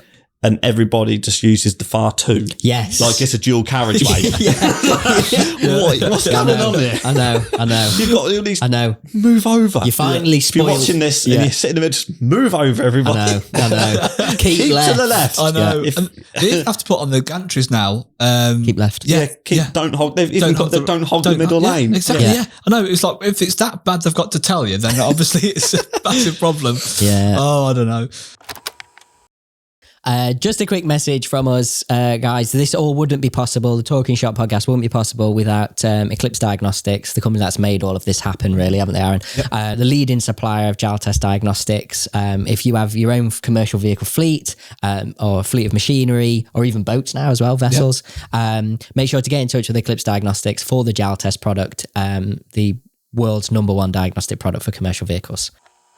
I can't remember where we were because we went off from where we were. So you finished leaving data shredders. Yes. I suppose then you bought your R series, didn't you? After I left. Shredders. So so basically the videos were doing well. Yeah. And it got to a point where I was earning more money from my videos on YouTube than I was at data shredders. Yeah. Yeah. And it was like, I think I need to start declaring this now. You know what I mean? Before, especially when you're in the spotlight. I was earning good money from it. And I was like, you're in the spotlight as well. It only takes someone to check the net. Like, you must be earning quite good money from these videos. Where's this money going? So I thought, I need to set up like Trucker Tim Limited. But I was starting to earn more from my videos than I was at data shredders. I was like, okay, right, this is like a point now where I think, right, do I leave and go and pursue the YouTube career? Sure. Or influencer career or whatever you call it, social media career, or not. It's like, that was such a hard decision for me to make. I was like, leaving a guaranteed income every month, the security, to then go. And not only that, I was happy. I was happy. I was itching to get out to do something else. But the lorry driving job that I had was the best lorry driving job I've ever had. Yeah. And if I wasn't working there, I didn't want to work anywhere else as such, like as a driver, because I knew I wouldn't get a better job anywhere else. Yeah. And I knew, obviously we had the shred trucks there at data shredders, and there was a lot of class 1 drivers working on the shred trucks that were hoping one day to get up to the class 1. So if I leave, my truck and my seat was going to be taken straight away. We knew that. And then I knew that data shredders would always have me back. I knew that because we were left on good terms. But I knew they would always have me back. But I knew it would be then back into the little trucks. It wouldn't be, I wouldn't get straight back into the Arctic. I'd have to wait until someone else left or something happened or whatever. That was like a really big, do I, don't I, do I, don't I? I was like, I was speaking to Helen about it. She said, do it. I think sometimes you need that motivation, don't you, to go, go on then. Yeah, it was literally. And we had a little boy as well, little Leo at the time. So it was very... It's not just yourself in this boat now. You've got a family to feed. You've got mortgage. You've got all these things to... And I was like, it's going good at the moment, earning like decent money from it. Yeah. But it's not guaranteed, is it? No. It's not guaranteed. If people stop watching, it's done. Yeah, that's it. But I knew I'd be able to get a job back at data shredders, but I didn't want that to happen. I didn't want to lose my class 1 job. Before that, when the views started getting quite high with data shredders, they knew what I was doing. And obviously data shredders, confidential. We used to do a lot of confidential stuff. With the shredders and that. So they had to be a bit careful with what I filmed, what I was filming, because they're obviously a confidential company. So there's a little bit awkward, and I was getting quite a lot of views. I was getting like some of my TikToks then, after the viral ones, were getting like nearly 100,000 views on TikTok every video. Like even just like my daily sort of that's blog consistent thing, as well. Started to get consistent. So the managing director of data shredders, I said I need to go and speak to him really, because that's his name. You know, I'm putting these videos out, data shredders on my truck and everything. You know, I'm putting his name out there. I need to make sure he's happy with this. Yeah. So I went to his house. I remember going to my house saying, "Look, I'm doing these videos." He said, "Yeah, I've heard you're doing these videos." Blah blah. And he said, "Yeah, I'm happy with you doing them because it's a publicity for them." He was happy with it, and he said, "Oh, we'll see what we can do." So they was really positive with it, and he was quite happy for me to do them, which was a big relief because I thought he was going to say, "No, you need to stop." There was a couple of times where I think they nearly did. Oh, really? Yeah, to say stop, but it was very. But he was quite happy with me doing it, and then not long after that, I was like, "See ya." I'm off. But you've got to do. It was really good to me. Like I could have been working for other companies, and like literally from the first video, I know there's a lot of companies out there that don't like you, the drivers filming and putting stuff on. which is fair enough, really. I do understand that. Yeah, yeah. But yeah, they was quite happy with the publicity, and I've done some bits with them with the newspaper and stuff. Because some of them, I went on Radio 1 as well. Did you? Oh, nice. Spoke to Owen Wynne Evans. You know what? I'm not. He's on in the mornings early. You're probably not about them. No, well, yeah. It depends what time in the morning, really. But very early. Yeah, done some bits with them. Done some bits with the Road Haulage Association as well. Nice. Done some bits with them. But yeah, then we're basically at the point then where it's like, do I leave and pursue this or do I not? And that was such a hard decision. Yeah. But I did it, and it's the best thing I ever did because I wouldn't be where I am now if I hadn't left Data Shredders.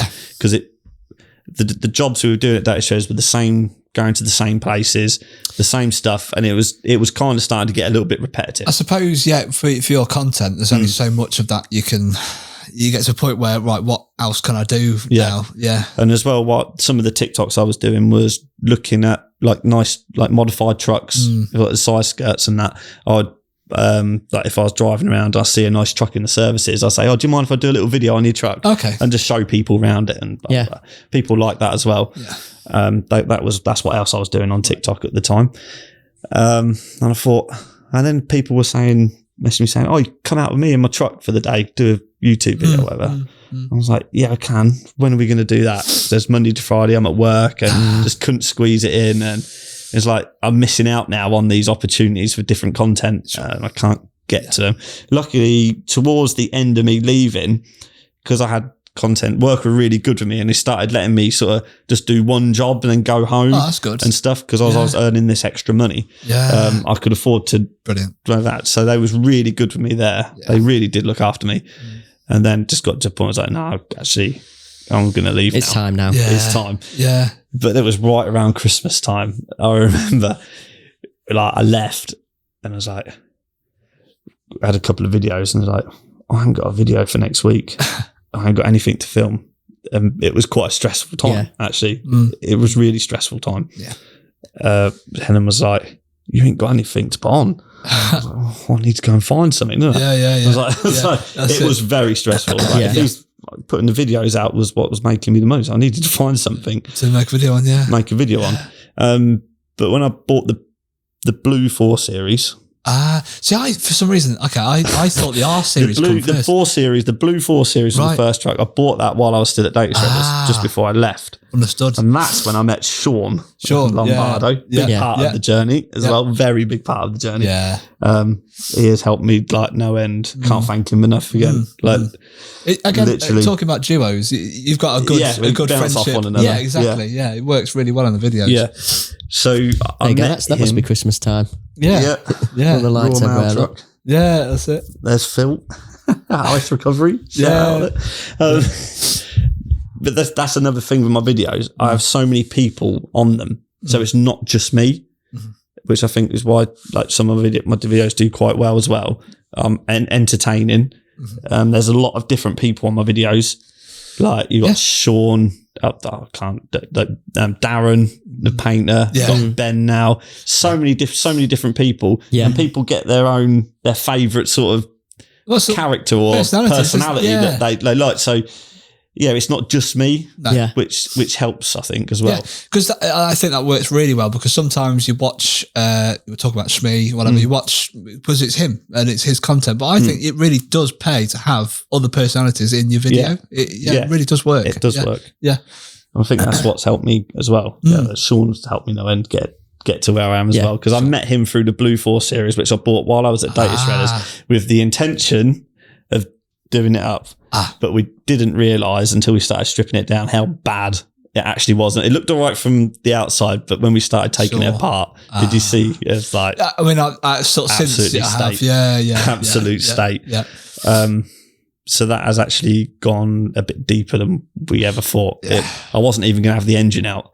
I was just going to do the back end, and then it's one of those things where you start something and it just gets deeper and deeper and deeper. Now the engine's out and it's just two chassis rails now. And it's like, this is a completely big job, and it takes so much time. Yeah. As I thought about doing stuff like Matt Armstrong, obviously, like doing truck stuff like he does, right? Yeah. But the difference between trucks and cars is there's so much more to a truck than there is a car. So much more that you can't turn a truck round like you can a car. No. There's just so much to them. You've got all these different ECUs. You've got everything is so much bigger, isn't it? Air and it's less. Yeah.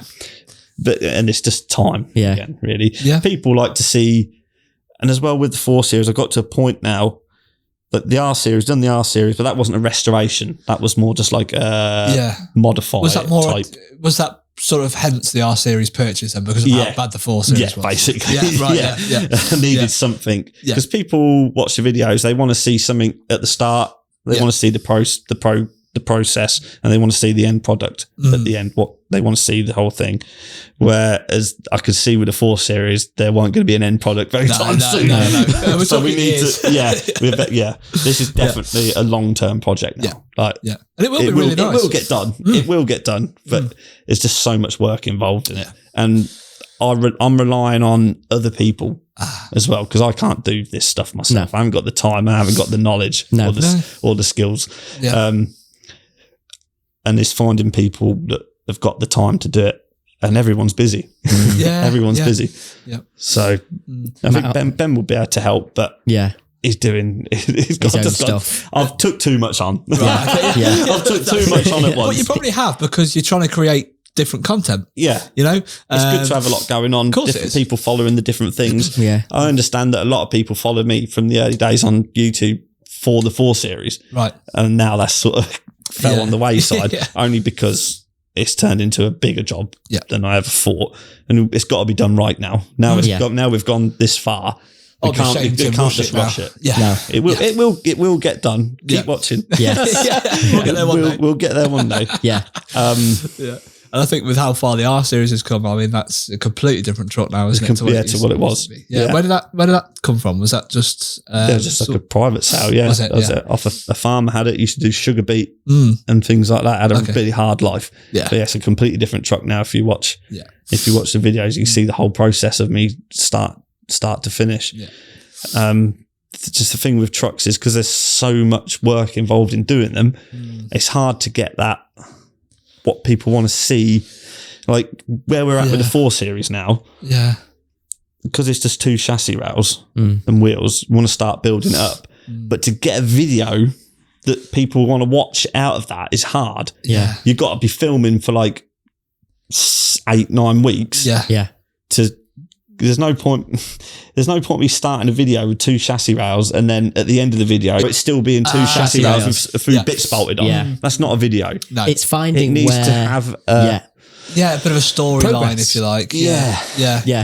But that takes time. Yeah. So there's going to be like a 10-week gap in between videos, and then people get fed up, like, oh, what's happening here? But you can't.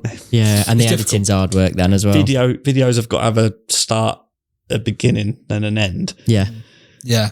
And if you know further on in that video, then I totally understand where you'll notice with the Volvo V8 build, Ben's smashing that. Yeah. But you'll notice if you watch the videos, they'll be like, one day I'll have loads of stubble. One day, like on one part of the video, I'll be clean shaven. One else I'll have different t-shirts on. It's because it's been filmed over such a long time. But you try and make it as one video, natural as possible. As one video. Yeah. No, it's difficult. It is difficult. I'm sure it really is. But so we left data shredders. Yeah. To do YouTube then. Yeah. Just pushed. Upload every Tuesday and Friday without fail. I'm consistent with that. And I suppose every Tuesday and Friday I have to make sure there's that's really important. Yeah. Consistency with it. Yeah. And to get to back to the haters again, people put in, get a real job. When are you going to do some real work? I am busier now than I was when I was a driver. Yeah. They don't see what goes on behind the scenes. And they see a 20-minute video. You missed that. Yeah. You see a 20-minute video of me messing around, having a laugh, having a good time. I really enjoy doing everything I'm doing. RS Recovery, shout out. Again. Customer of ours, actually. Is it? Yeah, big customer, they see me 20 minutes watching and go, look, he's got that made. He's gone out, pratted around for 20 minutes, gone home, pressed upload on YouTube, and he's making all this money doing really well. do a proper job, gets to do a real job. Yeah. They don't see everything behind the scenes. No. From the moment I wake up, 7 a.m. till sometimes 2 in the morning, Yeah. Trucker Tim. They don't see all Yeah. that. And there's I am busier now Yeah. than I ever was as a driver. I've seen people don't like the fact that it's the sketches. You know, it's not a vlog anymore. It's for entertainment purposes. Yeah. And there's like negative. Yeah. This is something I've come up with recently. Yeah. People say, oh, you're not setting a very good example for like younger people coming into the industry. But I'm not educating. No. I'm not an educator. No. Content creator. I'm not an educator. I'm an entertainer. Yeah. You know, don't watch what I do. Yeah. Please, if you're watching this and you watch me, don't do what I do. I'm entertaining. It's Yeah. for entertainment purposes. what you are doing though is bringing people into the industry. Yeah. One day they're like, I want to be driving a truck, and I Yeah. want to be like that. Yeah, Yeah, and the amount of people I meet at shows that say, I had no interest in trucks until I started watching your videos, Tim. And now There you go. I've just got my HGV license. Yeah. Yeah. It's awesome. The amount of people I've bought into it is just unreal, Yeah. Yeah. which is really good. That's what But it's all please about. just don't, a lot of it is I act up to the camera. I'm not like I am on camera all the time. I'm just a normal person. Do you know what I mean? But you have to act up a bit. Of course you do. Because just to make it entertaining. Yeah. And that's what I'm doing. Absolutely. People see my videos and think, oh, he's all right, whatever. But don't, get to know me first. Yeah. Do you know what I mean? I'm just a normal person. And I think people actually don't realise this isn't just because of YouTube. You have done trucks all your life. I think going right back to the very start here. Yeah. Your passion was Was created trucks. through being in the passenger seat of one, and Yeah. going out every weekend and doing it. That's where it all started. That's where it started. Yeah, it's not just I because love of trucks. YouTube. I love trucks and cars. Yeah. Trucks is where it's sort of where it's gone. Yeah. Yeah. Didn't set out to be A like YouTuber. to be a YouTuber. Sort of fell into it. Yeah. As such. Trucker Good for you. first. Yeah, there you go. so Trucker we- Tim was a trucker first, guys. Yeah, I was a trucker first. Yeah. Believe it or not. He's not Funnily enough, he's not a lorry driver. Something I meant to ask you earlier. What was the very first truck you drove?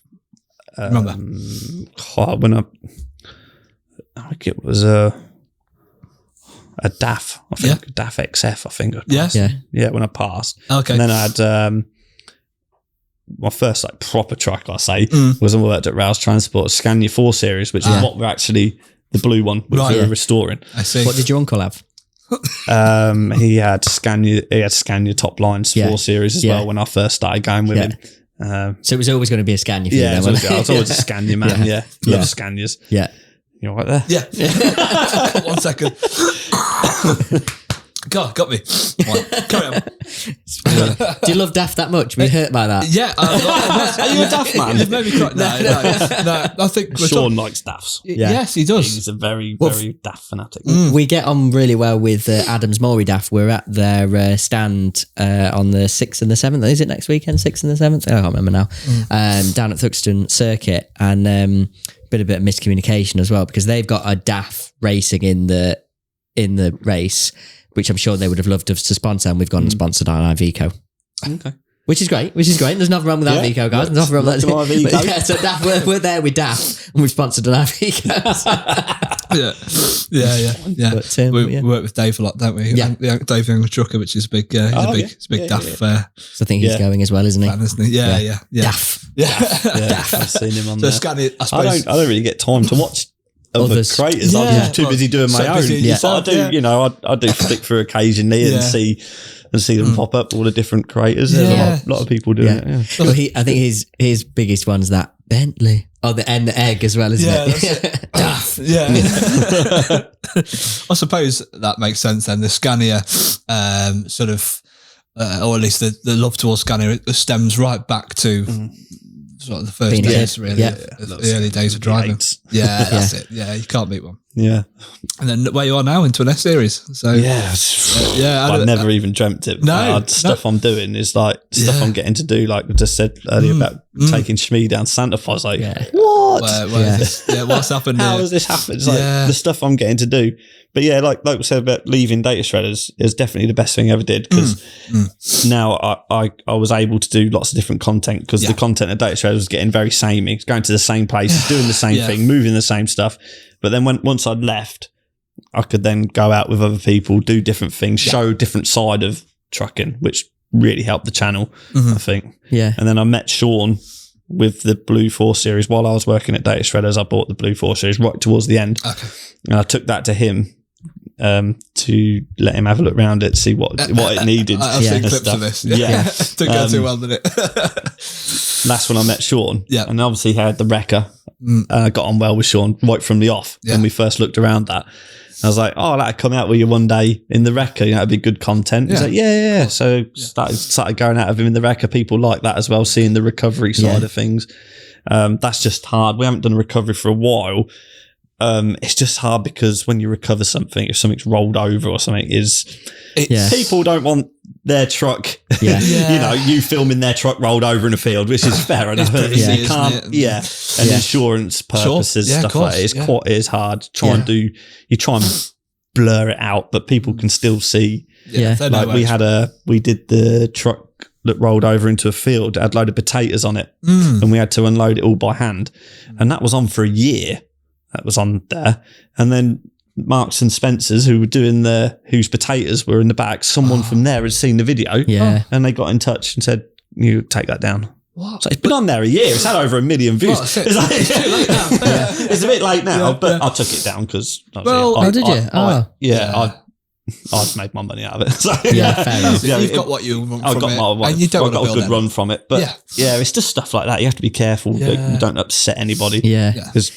When you're with Shami, you'll have to say to him, any next time he's doing a European convoy, you have to put all the cars on your truck and take them over. Yeah, we did speak about doing something like that. Yeah, we did speak about doing something like that.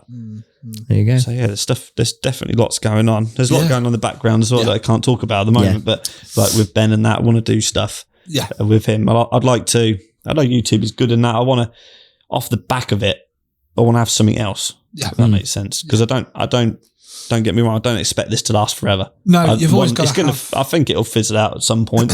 I think it's got, I don't know, I'd like to think it's got 10 years in it. I've been doing it for 3 years. Yeah. I'd like to think it's got that, I've noticed about 10 years is a sort of, relevance. It's going to be, and I want something off of it. I don't want to have to, when this is finished, to go back driving full time again. Yeah. I don't really, because I've got used to being able to do what I want when I want and do all this and stuff. I've got used to that now. And obviously doing quite well out of YouTube. Cars. Yeah, cars. Go to Car cars. channel. That's it. We've got the Life of Tim channel as well. As well. So I started that up as Trucker Tim Uncut. Yeah. And I noticed I started posting on there like uncut videos, just a 20-minute video of me just doing what I was doing at that time. And I started posting them, and that done really well. But I noticed that it's starting to affect my main channel. Yeah. The views were dropping on the main channel. That I think it was because people were getting confused. Yeah. They were like seeing the uncut video and thinking it was the main video, and it was sort of having an effect on the main channel. It was sort of taken away from it. Yeah, it was weird. It was weird how it happened. It's weird that would be something you'd have to master, and you never would have thought, would you, that actually that would work to your detriment? Yeah. I could probably try and change some bits, like the thumbnails were very similar to the ones on the main channel. But I know Matt Armstrong's got Mark II. Yes. If you look at all his videos on Mark II, have you noticed his thumbnail? They've got a white background. That's right. Yeah. So it differentiates between the two. And you've got Colin Furs, he's got a Mark II, and he's got a tie on his thing with 1 and 2, I think, or something like that. Okay. So people, maybe I could do my thumbnails different, so people, he gets Matt, his cameraman, and his dad on Mark II a lot as well, which is great because his dad's actually they both really together are really we funny. Talk about personalities. I mean, they're great, aren't they? Yeah. They go together really well. I haven't posted on it for a while. I need to do something with it. I said on my video the other few days ago, like, it's got 41,000 subscribers and it just sits there. I don't really do anything on it. Yeah. It's like, it's a bit of a shame. I need to do something. Yeah. Like, whether I try different thumbnails and stuff and try it again, or I've been doing other bits on it. Maybe I'll do cars on there. I don't know. It's time and the editing side of things. So I edit all my own videos. Yeah. Oh, do you? Yeah. people don't see that side. It takes me about a day to edit a video. Oh, But I see what Ben has to do for these, and I totally understand. Takes me about a day. yeah. Like, especially, you notice my videos, a lot of cuts. Try and keep it. So I film, if I'm out with Sean, I'll just film an outing. Usually get about 2.5 hours footage, 2 hours footage. Okay. From like the day. And then I just go through all that footage and then pick out the good bits. Put it all together and mix it up. Yeah, because you might miss something equally. If you're not filming, it's typical something the amount happened. of times that's happened. Oh, really? Like, why aren't I filming then? So I try and keep filming as much as possible in case something happens. Yeah. And then I literally just put all the good bits. I'd watch it all through and then pick out the good bits, put it all together, and it makes entertaining video where the whole video, something's happening. Yeah. Because it's all about viewer retention, isn't it? Yeah. Like, and retention, yeah. Retention. Attention and retention. Attention and retention, yeah. Obviously, YouTube see your average view, like, retention. Yeah. And the more people watch of a video, they can see people are watching, I don't know, 80% of the whole video. They're like, oh, that's good. They then push it out to more people. Yeah. But if you put a video on and people only watch 15, 20% of it, like, why are they going to push that? Yeah. So the idea is, the longer you can get people watching, the better. The more you're going to get pushed out there, which is why my videos have a lot of cuts and there's no dull moments. No. There's no, I don't know. Scenic bit in the middle that, it's just constant onto the all the next way bit. through. Yeah. You'll see lots of cuts. Keep people engaged because then they're thinking about what's going to be on the next cut. Yeah. And then they keep watching then. Yeah. Yeah. And one thing I noticed as well is sometimes splitting the videos into part 1, part 2 as well. Definitely. Gets Definitely people's do that. attention to watch the next video. Want to come back. End it at a good point. I always try and do, if I've got a lot of footage, I try and find a point in all the footage where it would be good to stop it and then keep people to want to come back to watch the next part. Yeah. And it's again, the entertainment value, isn't it? Because there's like clips you'll put in there, like you'll say something and then you'll input like a truck rolling down a hill or something. That's it. Yeah. I've started doing that recently. That's what I added that too, but that takes time. Yeah, because I like look through watch my video back. I do what I call like a hard edit, where I edit all together, and then I'll go back through it and watch it and think, if I say something funny or mention something or something, I think, oh, what could we put in there? It's funny. And like the truck going down the hill. I saw that. Yeah, I literally just Google truck rolling down a hill or straw falling off a trailer or something. Just Google that, find a little clip, cut it all up, it works. Work it in. And really it just works. makes it a bit more entertaining. Of course it does. Yeah. So Yeah. But again, it all takes extra time. You said you don't get time to watch many other YouTubers, but is there one in particular, or a few in particular, that have inspired you to keep going or give you some good ideas, or even? Well, I used to watch like, Luke C and HGV. Yeah. Seen him on there? Yeah, Luke C, yeah. I used to watch him before I started myself. Was it really? In the Iveco. Yeah. I delivered that Iveco. Did you really? For him. Yeah. Oh, there you go. That's on the video. Yeah. What else? Yeah, like Schmid, all the car ones were the thing. And I always remember, like, they talk about their monthly payments, don't they? On like their cars. Yeah. And I remember working at data shredders thinking, jeez, how on earth are you affording to that? I know just earning $2.5 grand a month for data shredders, and they're spending $6 a month on this Lamborghini. Jesus. Yeah. Imagine the stress of that as well. Yeah, the stress. But now I'm a YouTuber getting good views. Yeah. I can see how it's possible. Yeah. Well, this is it. It's nice to see the flip side of it. Yeah. I can see exactly how they did it now. But back then, you're like, Jesus. It's amazing, really. And a lot of that, again, I can imagine back in the early days of like Supercars London and stuff, I can imagine still, them having to stretch themselves a little bit to create content. I'm stretching myself. Yeah. 100%. But it's content. Yeah. But it's like a business. Yeah. You're investing constantly, aren't you? YouTube is a business. People don't see it as a business, do they? No. They don't see it as a business at all, but it is. Like all of them, literally, I was going to take a good bit out for myself to live on. Absolutely. And we do what we want to do. But everything else that I earn from YouTube goes straight back into YouTube. Yeah. Everything. Because it's a business. If I keep all the money that I'm making from YouTube, you run out of content. I run out of content.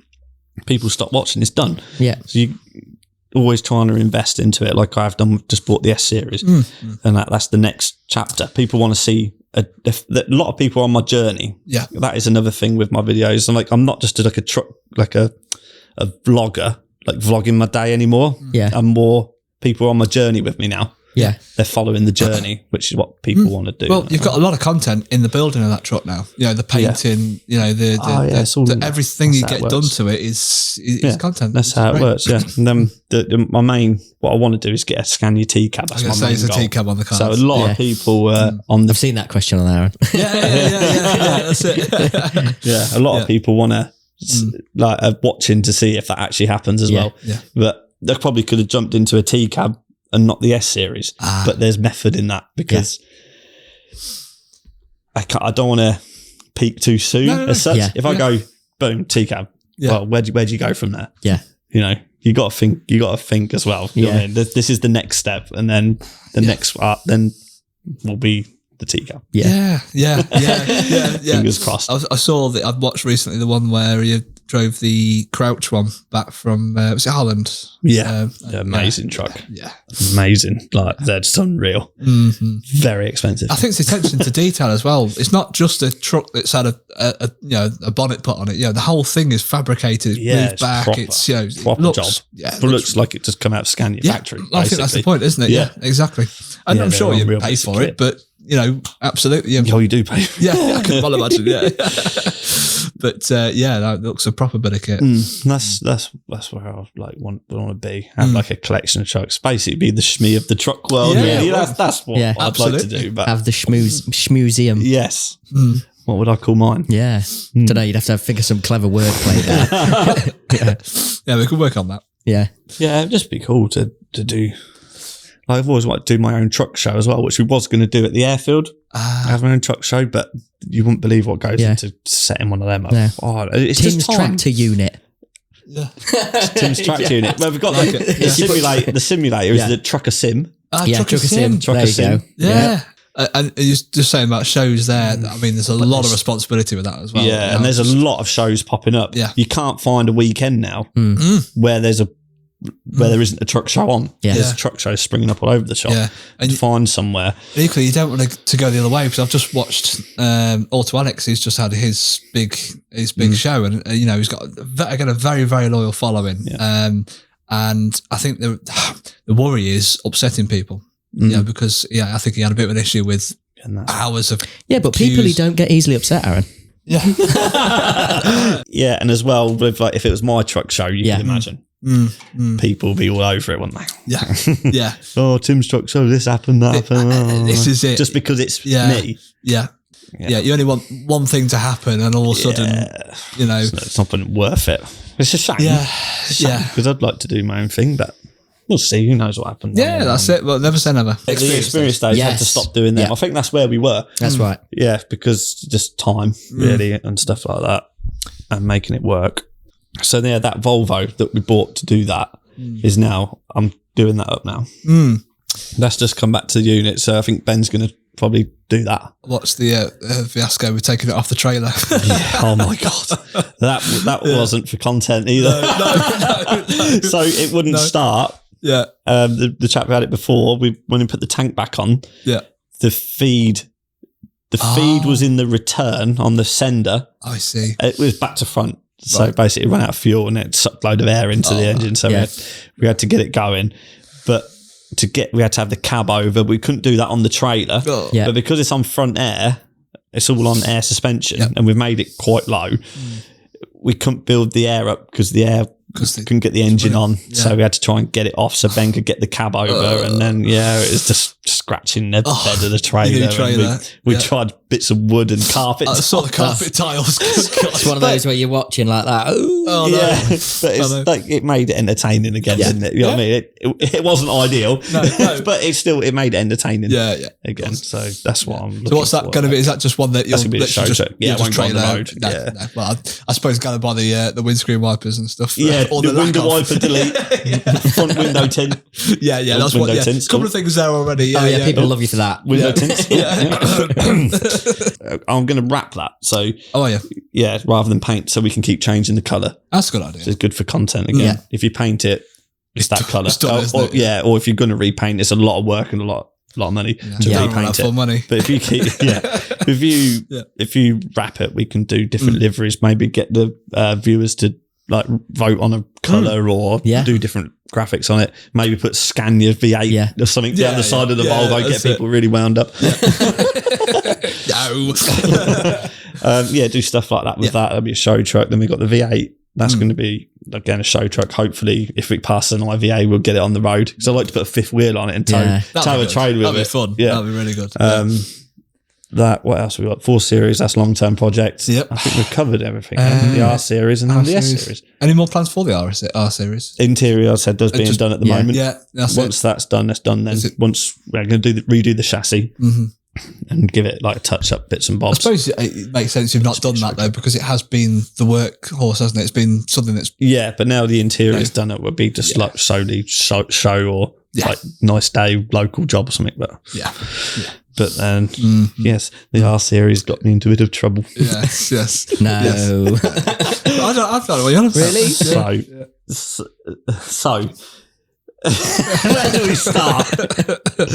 Obviously, like the exhaust and the window tints are the main things that were like, I knew that something would happen one day with them. Yeah. I knew that. I think it was in a the ticking US, time. it was a ticking time. They'd clap you going past. They'd be like, yeah, Mark. I mean, personally, I love it. I think the sound sounds great. The smoke looks great. But somewhere it's going to... It was going to happen, especially when we put it on the internet. You look, it's getting 200,000 views a video on YouTube. It's like, it's going to... People are watching. The DVSA have said to me, they watch the videos. It's like, please don't. They did, they watch. Yeah. But that's a weird feeling, isn't it? Knowing that they're watching. Yeah. Of course they're watching. Yeah. Well, everything you do. Everyone's watching. Yeah. And like, that's your life now. Yeah. So, but I wanted to put the side pipe. I've always wanted a side pipe on the truck. So put it on, documented it, because I'm not going to not document, am I? It's of course not. Got to. Because I'm paying for that through the YouTube business. I've got to pay for it. I've got to video it to pay for it. But I knew in my back of my head that this isn't going to go well. But it's only a matter of time, like we said. Yeah. And then tinted the front windows, the side windows, because it looks just for looks. It looks good from the side because you got the black bit around the back of the passenger window. It sort of flows down. The black looks really cool. Yeah. So I did that. I suppose a bit of privacy as well. Bit of privacy. Yeah. I suppose when you're in it, people know you. It was nice to have the privacy. Yeah. People obviously looking in all the time to see me. It's quite good to have the privacy, which I haven't got anymore. No. It's a goldfish bowl now. But it's kind of good that's come from that because obviously now I'm having my interior done. Okay. The window tints would have hid up the interior, but now I've got the window tints off. You look in and you'll be able to see all the interior in there, which another reason for the window tints was looks, and the interior wasn't done at the time. So to hide in the interior. Really. So you can't see that the interior is standard. But now it's being done. It'd be nice to have it, opened up so people can see the interior. Absolutely. So had to, I did that. Knew something was going to happen. It was only a matter of time. I thought, I might be all right because I don't use it every day. It's not like it's up and down the road every day. And they know where you're going to be at what time. I'm not, it's just very occasionally it comes out to do the odd load for content. Yeah. But that fateful day on my way to pick up my new trailer. Was it? Was it the day that you picked up your new trailer? Yeah. Oh no! I was going up to GBT. Yes. Shout out to Robert, GBT Sounds. Robert. Going up there to collect that. Again, someone else on the videos who's really good on camera, who I get on with. There's another personality character to the channel as well that people, people like. Yeah. It's good. It's really good when I meet new people. Sometimes they're a bit shy, don't really want to be on the camera, or the camera comes out, they're really like chatty, and then I put the camera on, they're like just and then it just makes it really awkward. But then you get other people that are just like love it, and I like that when people love it. They're like you start bouncing off one another, it makes good content. But when the other person's not really into it, they don't really make great content. Shame for you because you want to make a good video out of it, but it's not quite the same. Awkward. That's it. Yeah, so I was on my way up to get my trailer. So I keep trying to avoid it, don't I? I keep getting it. So I'll keep pointing in the right direction. So I used to say, I was coming up and I see the DV. I know Todd Hills. I knew it was there. Yeah. I know it's always nearly always I know open. exactly what you mean. Yeah, it's always open. It's nearly always open. So I kind of knew something. I knew it'd be around. Yeah. It's all on the timing with it, really, Right. going up there, because you either go up there and there's no one there, or they've just pulled someone in, so you go by, or they're there waiting to see. I see him there. I was like, windows down. Yeah. I'll put my windows down. Yeah, it's a hot day. Oh, it's a ventilation. Yeah, ventilation, of course. Yeah, cool. Bozo. Got sweat on now. Nothing to do with the window tint. No. And I just remember driving by, looked at him, and we just made eye contact. I was like, whoa. And I looked in my mirror. He come out behind me. Oh, no. Oh, crap. Here we go. This is it. And obviously documented it because, That's it. Well, yeah. I think of the views. It's what people want to see. It's what people want to see. I knew it would do well. Yeah. And help my following. Yeah, sure. So yeah, filmed the thing. Didn't tell them I was filming. Just done a little bit. Because if you tell them you're filming, they probably get their back up. Then it don't help. And they it's want to be seen to be doing everything that they need to do. Yeah, and whatever, I didn't want to. Just done a little. Didn't film a lot. Just a little bit. Obviously, he looked around my truck, went underneath, and I was like, he's going to see the exhaust going backwards and forwards underneath. Of course. Yeah. But he didn't mention the exhaust.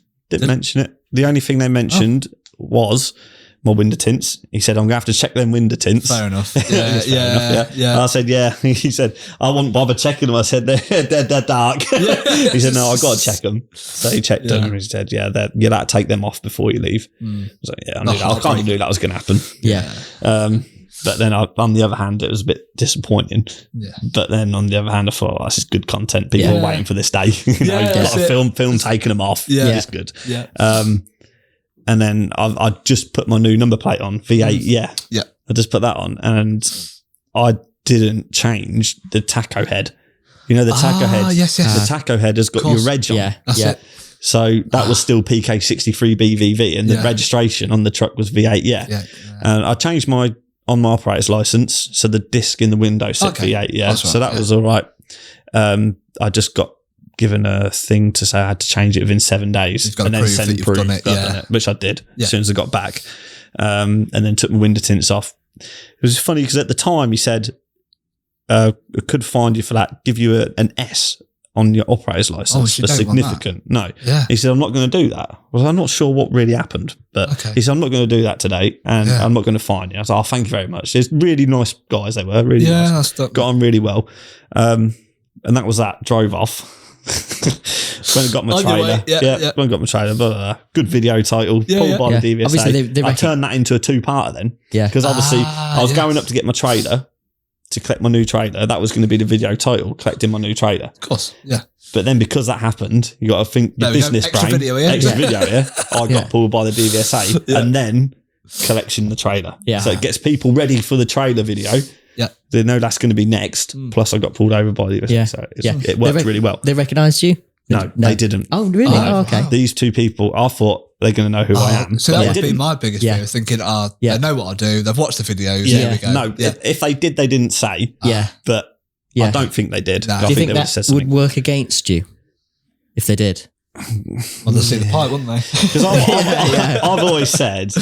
I've always said, like, me being Trucker Tim and my mods on my truck and that, it's either going to work in my favour or work against me. They're either going to see me coming up the road and go, oh, Trucker Tim, he's going to film us if we pull him over. Well, we'll just let him get on. That's true. Or they're going to go, Trucker Tim, make an example of him. Yeah. Or they're not going to know who I am like that day and just pull me over anyway, which is fair enough. I'm a new operator, so you have like a traffic light system. Okay. You're grey when you're a new operator, and then it goes red. Yeah. If I'm red now. The traffic light system. You get like a green, an amber, stuff like that. Okay. Yeah. But I think I got pulled. One of the reasons I got pulled wasn't because the window tints, because the windows were down. I think he just pulled me because it come up. You put the reg in, it come up that I'm a grey. So you're more like, if you're a new operator, you're likely to get pulled. Yeah. Because you're grey, they're going to just check you out because they know you're a new operator, because they just give you a once over. I think that's why I got pulled. Nothing to do with anything else. No. Then obviously they found out about all that. So he said not going to give you an S I'm not going to give you a fine. It's like, oh, great. That's I've good. got Yeah. Well, lightly like here. you've already made a conscious effort to change the, other bits as well. It's just one thing that maybe Yeah, is just the window tint. And it's not like you try to argue it. No. Yeah. No, Yeah. you just got to, don't argue with them. Yeah. Yeah. You just got that's to it. agree. And So any chance, I know you said the videos aren't really educational, but DVSA, no chance of sort of knocking the door and go, look, I got a little slap on the wrist. There's operators, truck drivers who watch my content. Let's do a video together where we can educate and do a little bit of content with them. yeah. So off the back of that, nothing, he said nothing was going to happen. I was like, well, Yeah. great. But then about a week later, I got an email saying from a bloke at DVSA saying, we'd like to see you and your truck and all of your documents and records for maintenance and everything at Sawtry. There's a testing place in Sawtry on the 5th of June or whatever it was. Yeah. Yeah, 5th of June, something like that. Yeah. I was like, oh, crap. So there was a number on there to phone to say, like, if you can, I've got any questions. So I phoned the chap who sent the email and I said, is this right? And I said, is it off the back of me being pulled over from the window tints? And he said, yeah. So basically it's just, they have to log everything and it's just triggered a thing to say Sort of a maintenance into it. check. It's just triggered a check. Yeah. So he's been pulled over his window tints. We need to have a further examination. Which is fair. And I was like, oh, great. Cheers. Yeah, brilliant. Yeah. But, so I got all my stuff in order for that meeting. Sean, we welded up the changeover valve. You have to put a weld on it so it can't be operated. Yeah. You can't put a bolt through because that's not permanent. Yeah. Right, It's got to be, a weld is classed as permanent. So we had to put a little weld on it. Only a little one. Yeah. So you can grind it off again. Yeah. For shows. For shows, yeah. Took it there. Truck was okay. They'd picked up on a few little bits with my mate. Not with my mate. Maintenance is absolutely fine. Just little bits and bobs that I needed to touch up on. And on the tacho side of things as well. Now, this is learnt something new. Okay. All right. He said, you don't do a lot of driving, Tim.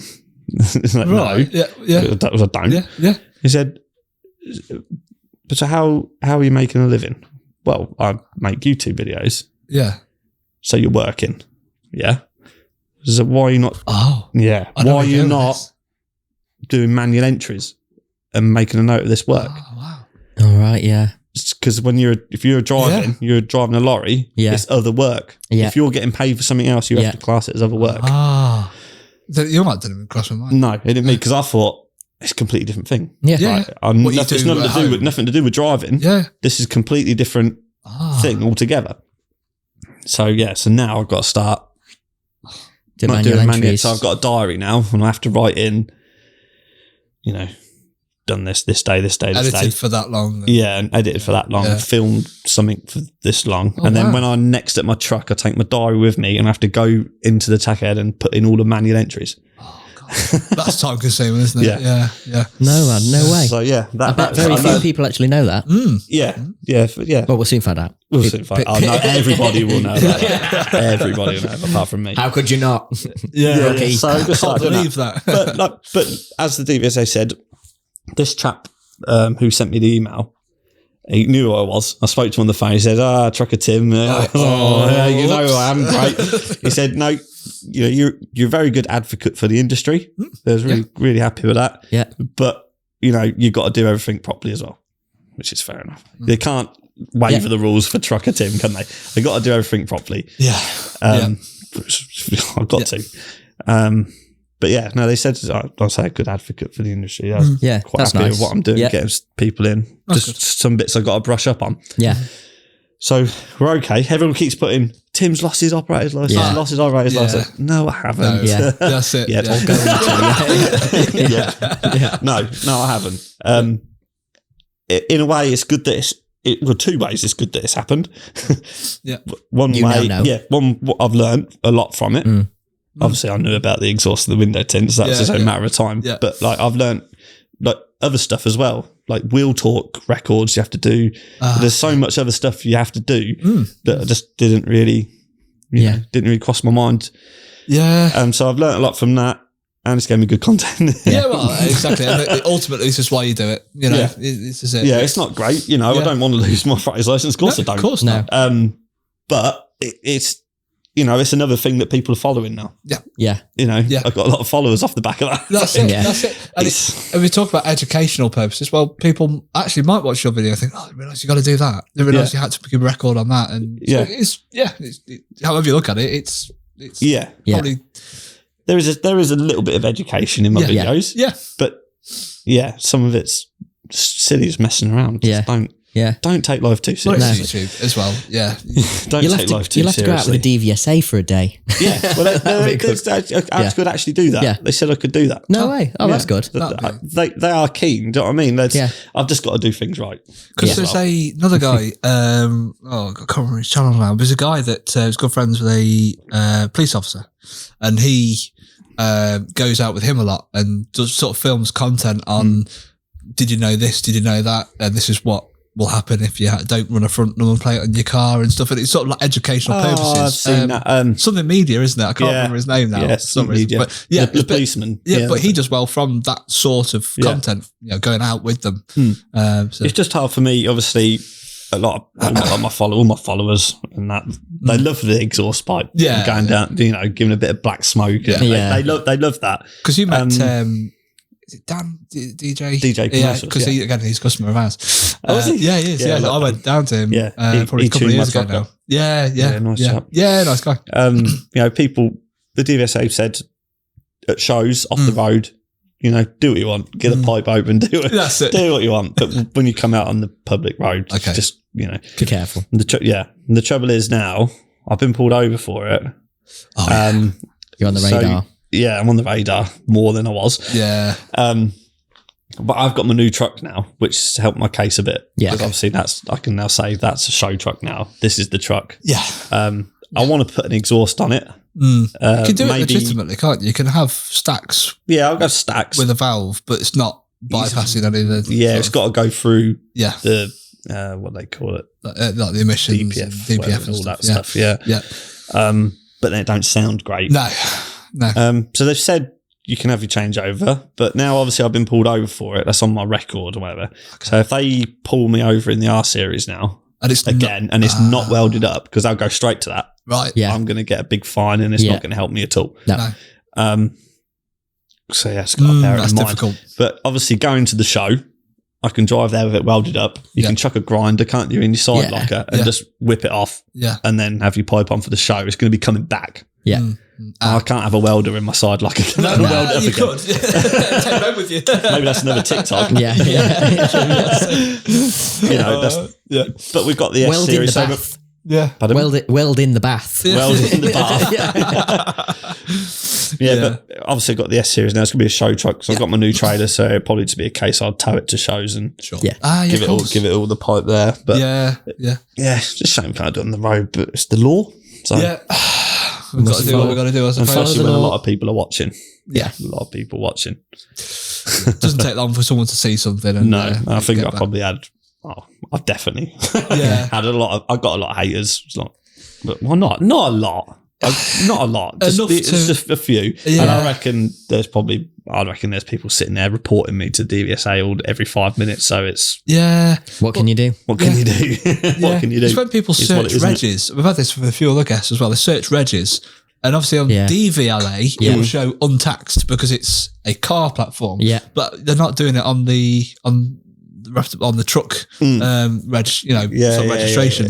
So there'll always be people who try and catch you out. But there is, to be fair, the followers are quite good for that, because I was about to take my truck out one time, and the following day, and I had a message on Instagram saying, "Tim, your truck's not taxed." I was like, it's not. Yeah. It actually wasn't. No. So they actually help me sometimes. It's not. No, it ran out like that day. I was like, thanks. But I know these people are watching. They're doing that. Yeah. But sometimes it is quite helpful. Yeah. The followers do help you sometimes. Sure. Yeah, that's it. You never know. Yeah, exactly.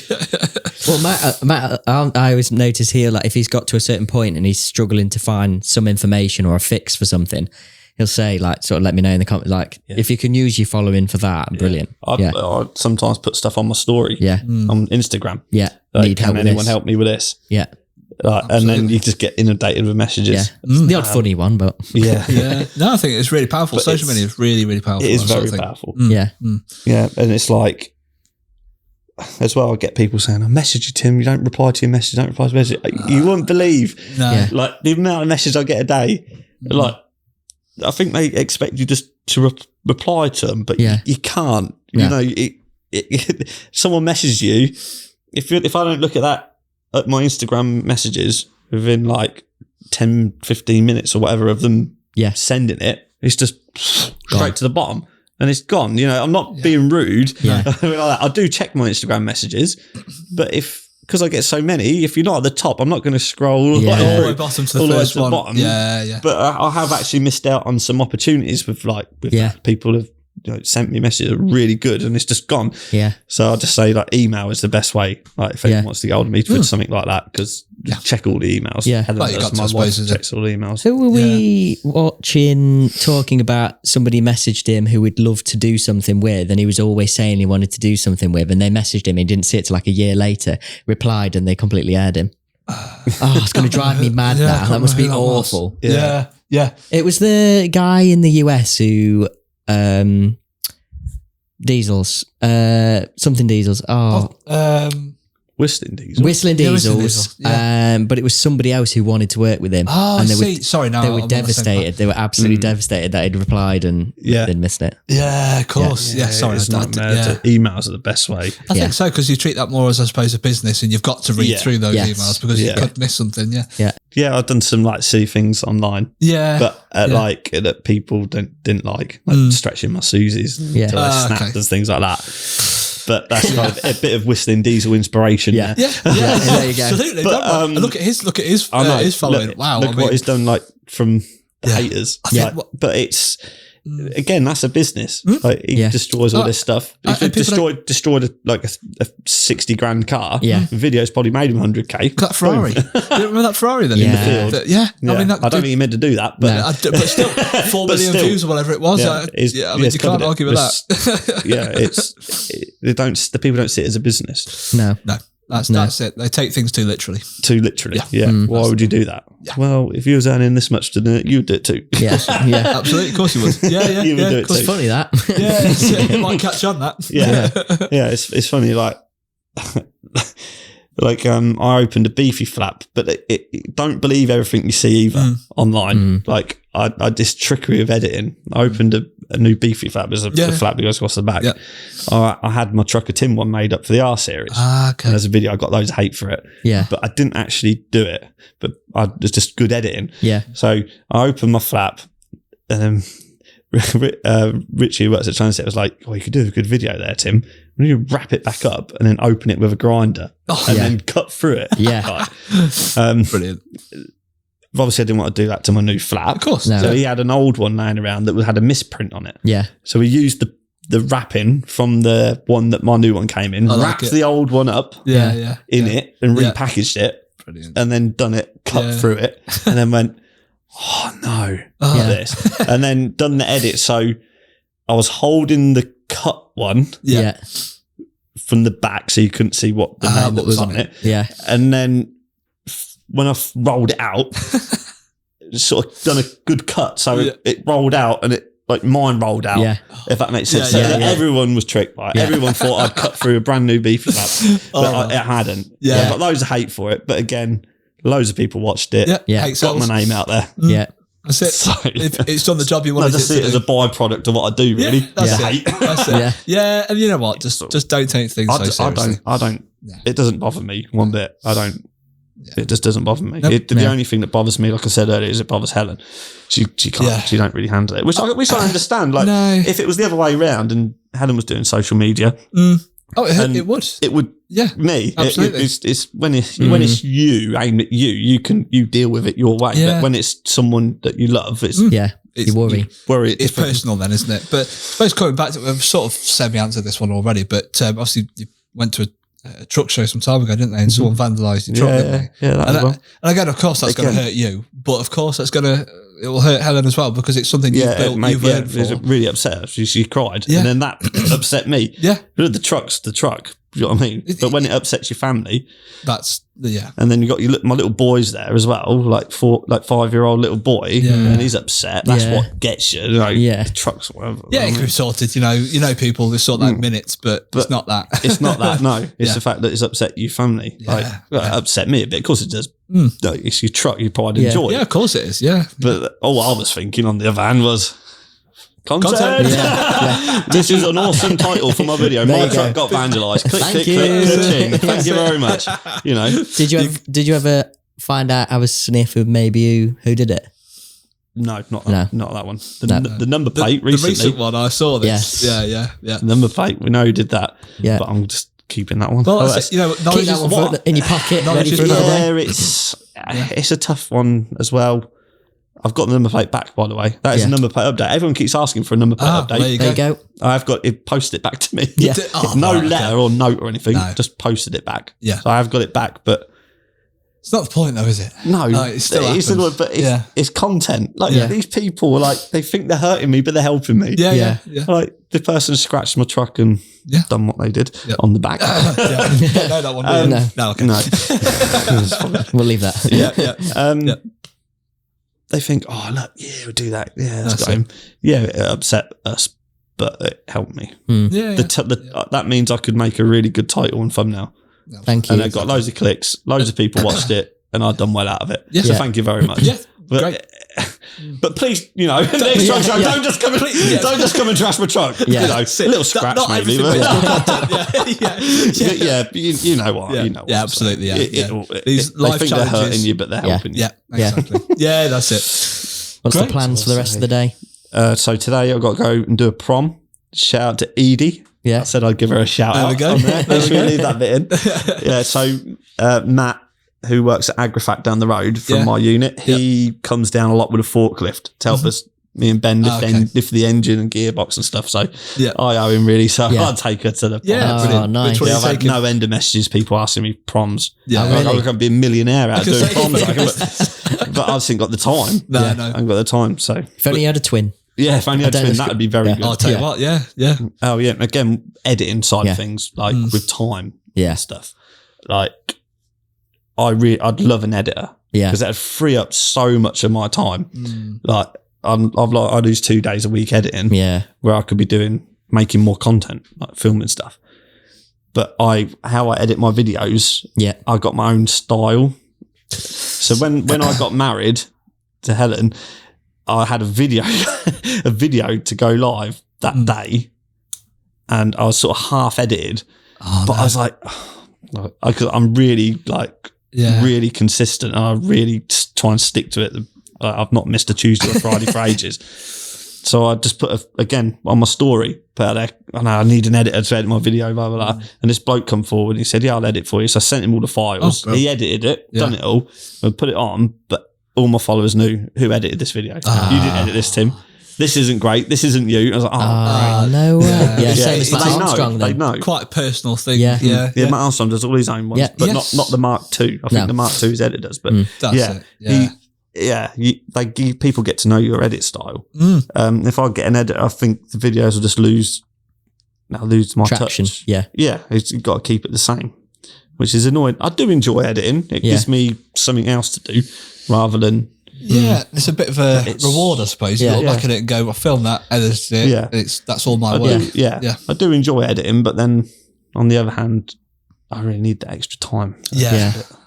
And then if you employ someone to edit, they're going to edit the video, then you've got to sit there looking through it with them. Well, you might as well have done it. You've still got to watch it. You might as well have just done it. That's it. Are they going to know the bits that you want in there? Because I filmed like 2 or 3 hours of footage for one video and that I put down to 20, 30 minutes. Yeah. Are they going to take something out I'd have left in? Yeah. Or are they going to leave something in I would have took out? Yeah. Or miss something crucial that you would have gone, that needs to be in there, and you've not seen it and it's just been missed. You could try and train someone up, but I don't know. See where it goes. Effort, see where it goes, but exactly. I don't know.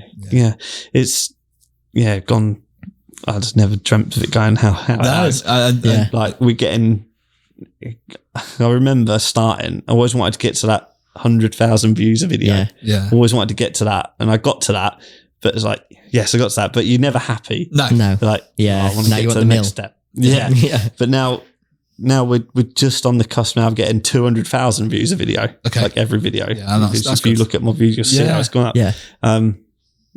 But I get quite, I don't know, it's probably not healthy in a way, because Yeah. I'll put a video on and I just, like, for the first half an hour, Just I'll watch keep it. looking at, see where it's ranking on between, like, my Yeah. last 10 videos. And if it does crap, I'm like, oh, great. Yeah. I'm like, but it's not healthy. It's No. really not. But it's more like passionate about it. Yeah. Like, I want my videos to be like between 1 and 5. Yeah. Do you know what I mean? First, It's when like I get natural. a video that's first, I'm like, get a buzz out of it. Yeah. But It's then when always it's like, but they can't all do. No.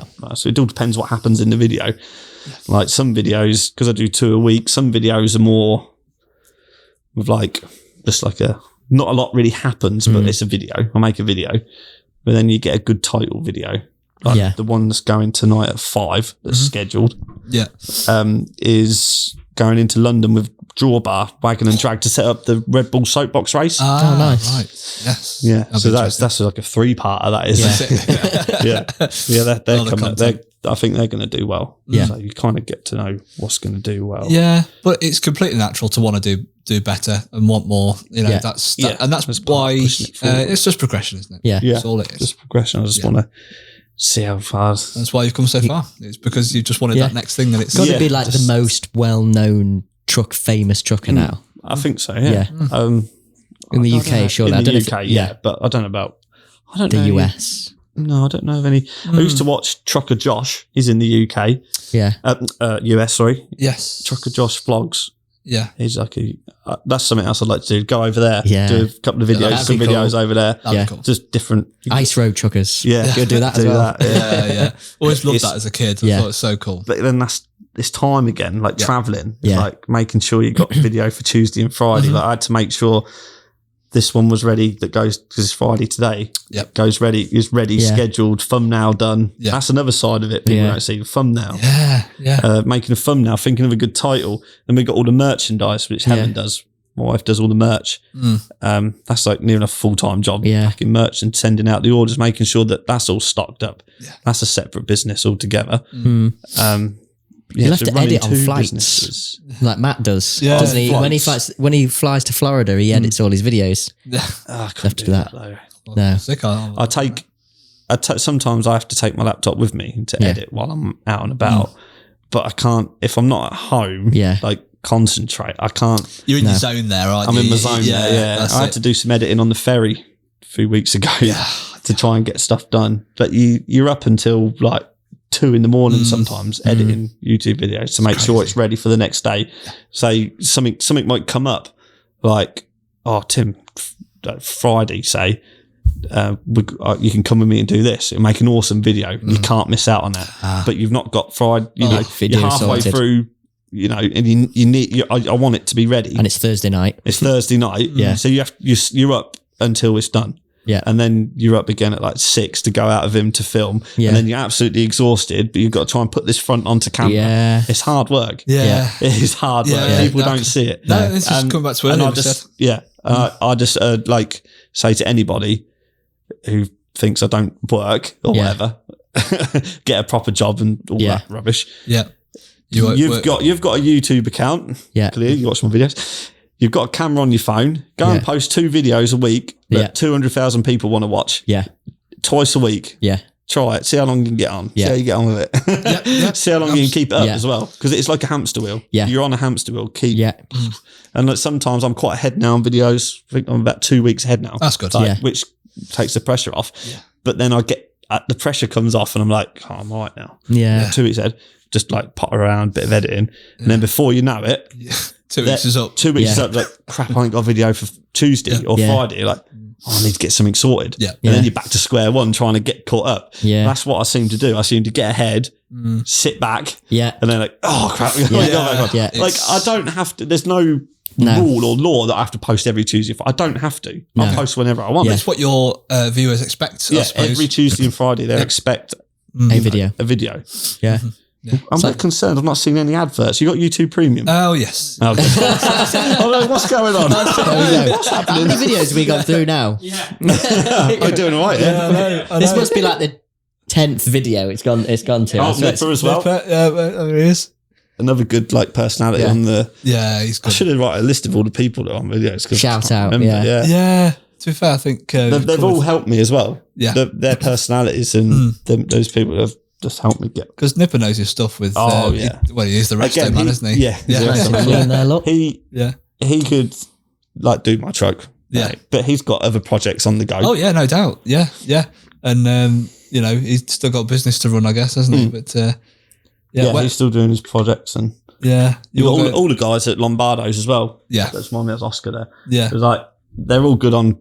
They're all keen for a bit of content. Yeah. They're all Nice. keen for it. Because Sean's just built his new workshop, hasn't he? Yeah, And, he's doing really well. Like we've good. been on a big journey together, really. From getting, he's getting his workshop. I've got the S series now. It's just crazy. Yeah. Where you've come in, really not a lot of time, to be honest. If you're saying lockdown, about 3 years. About three.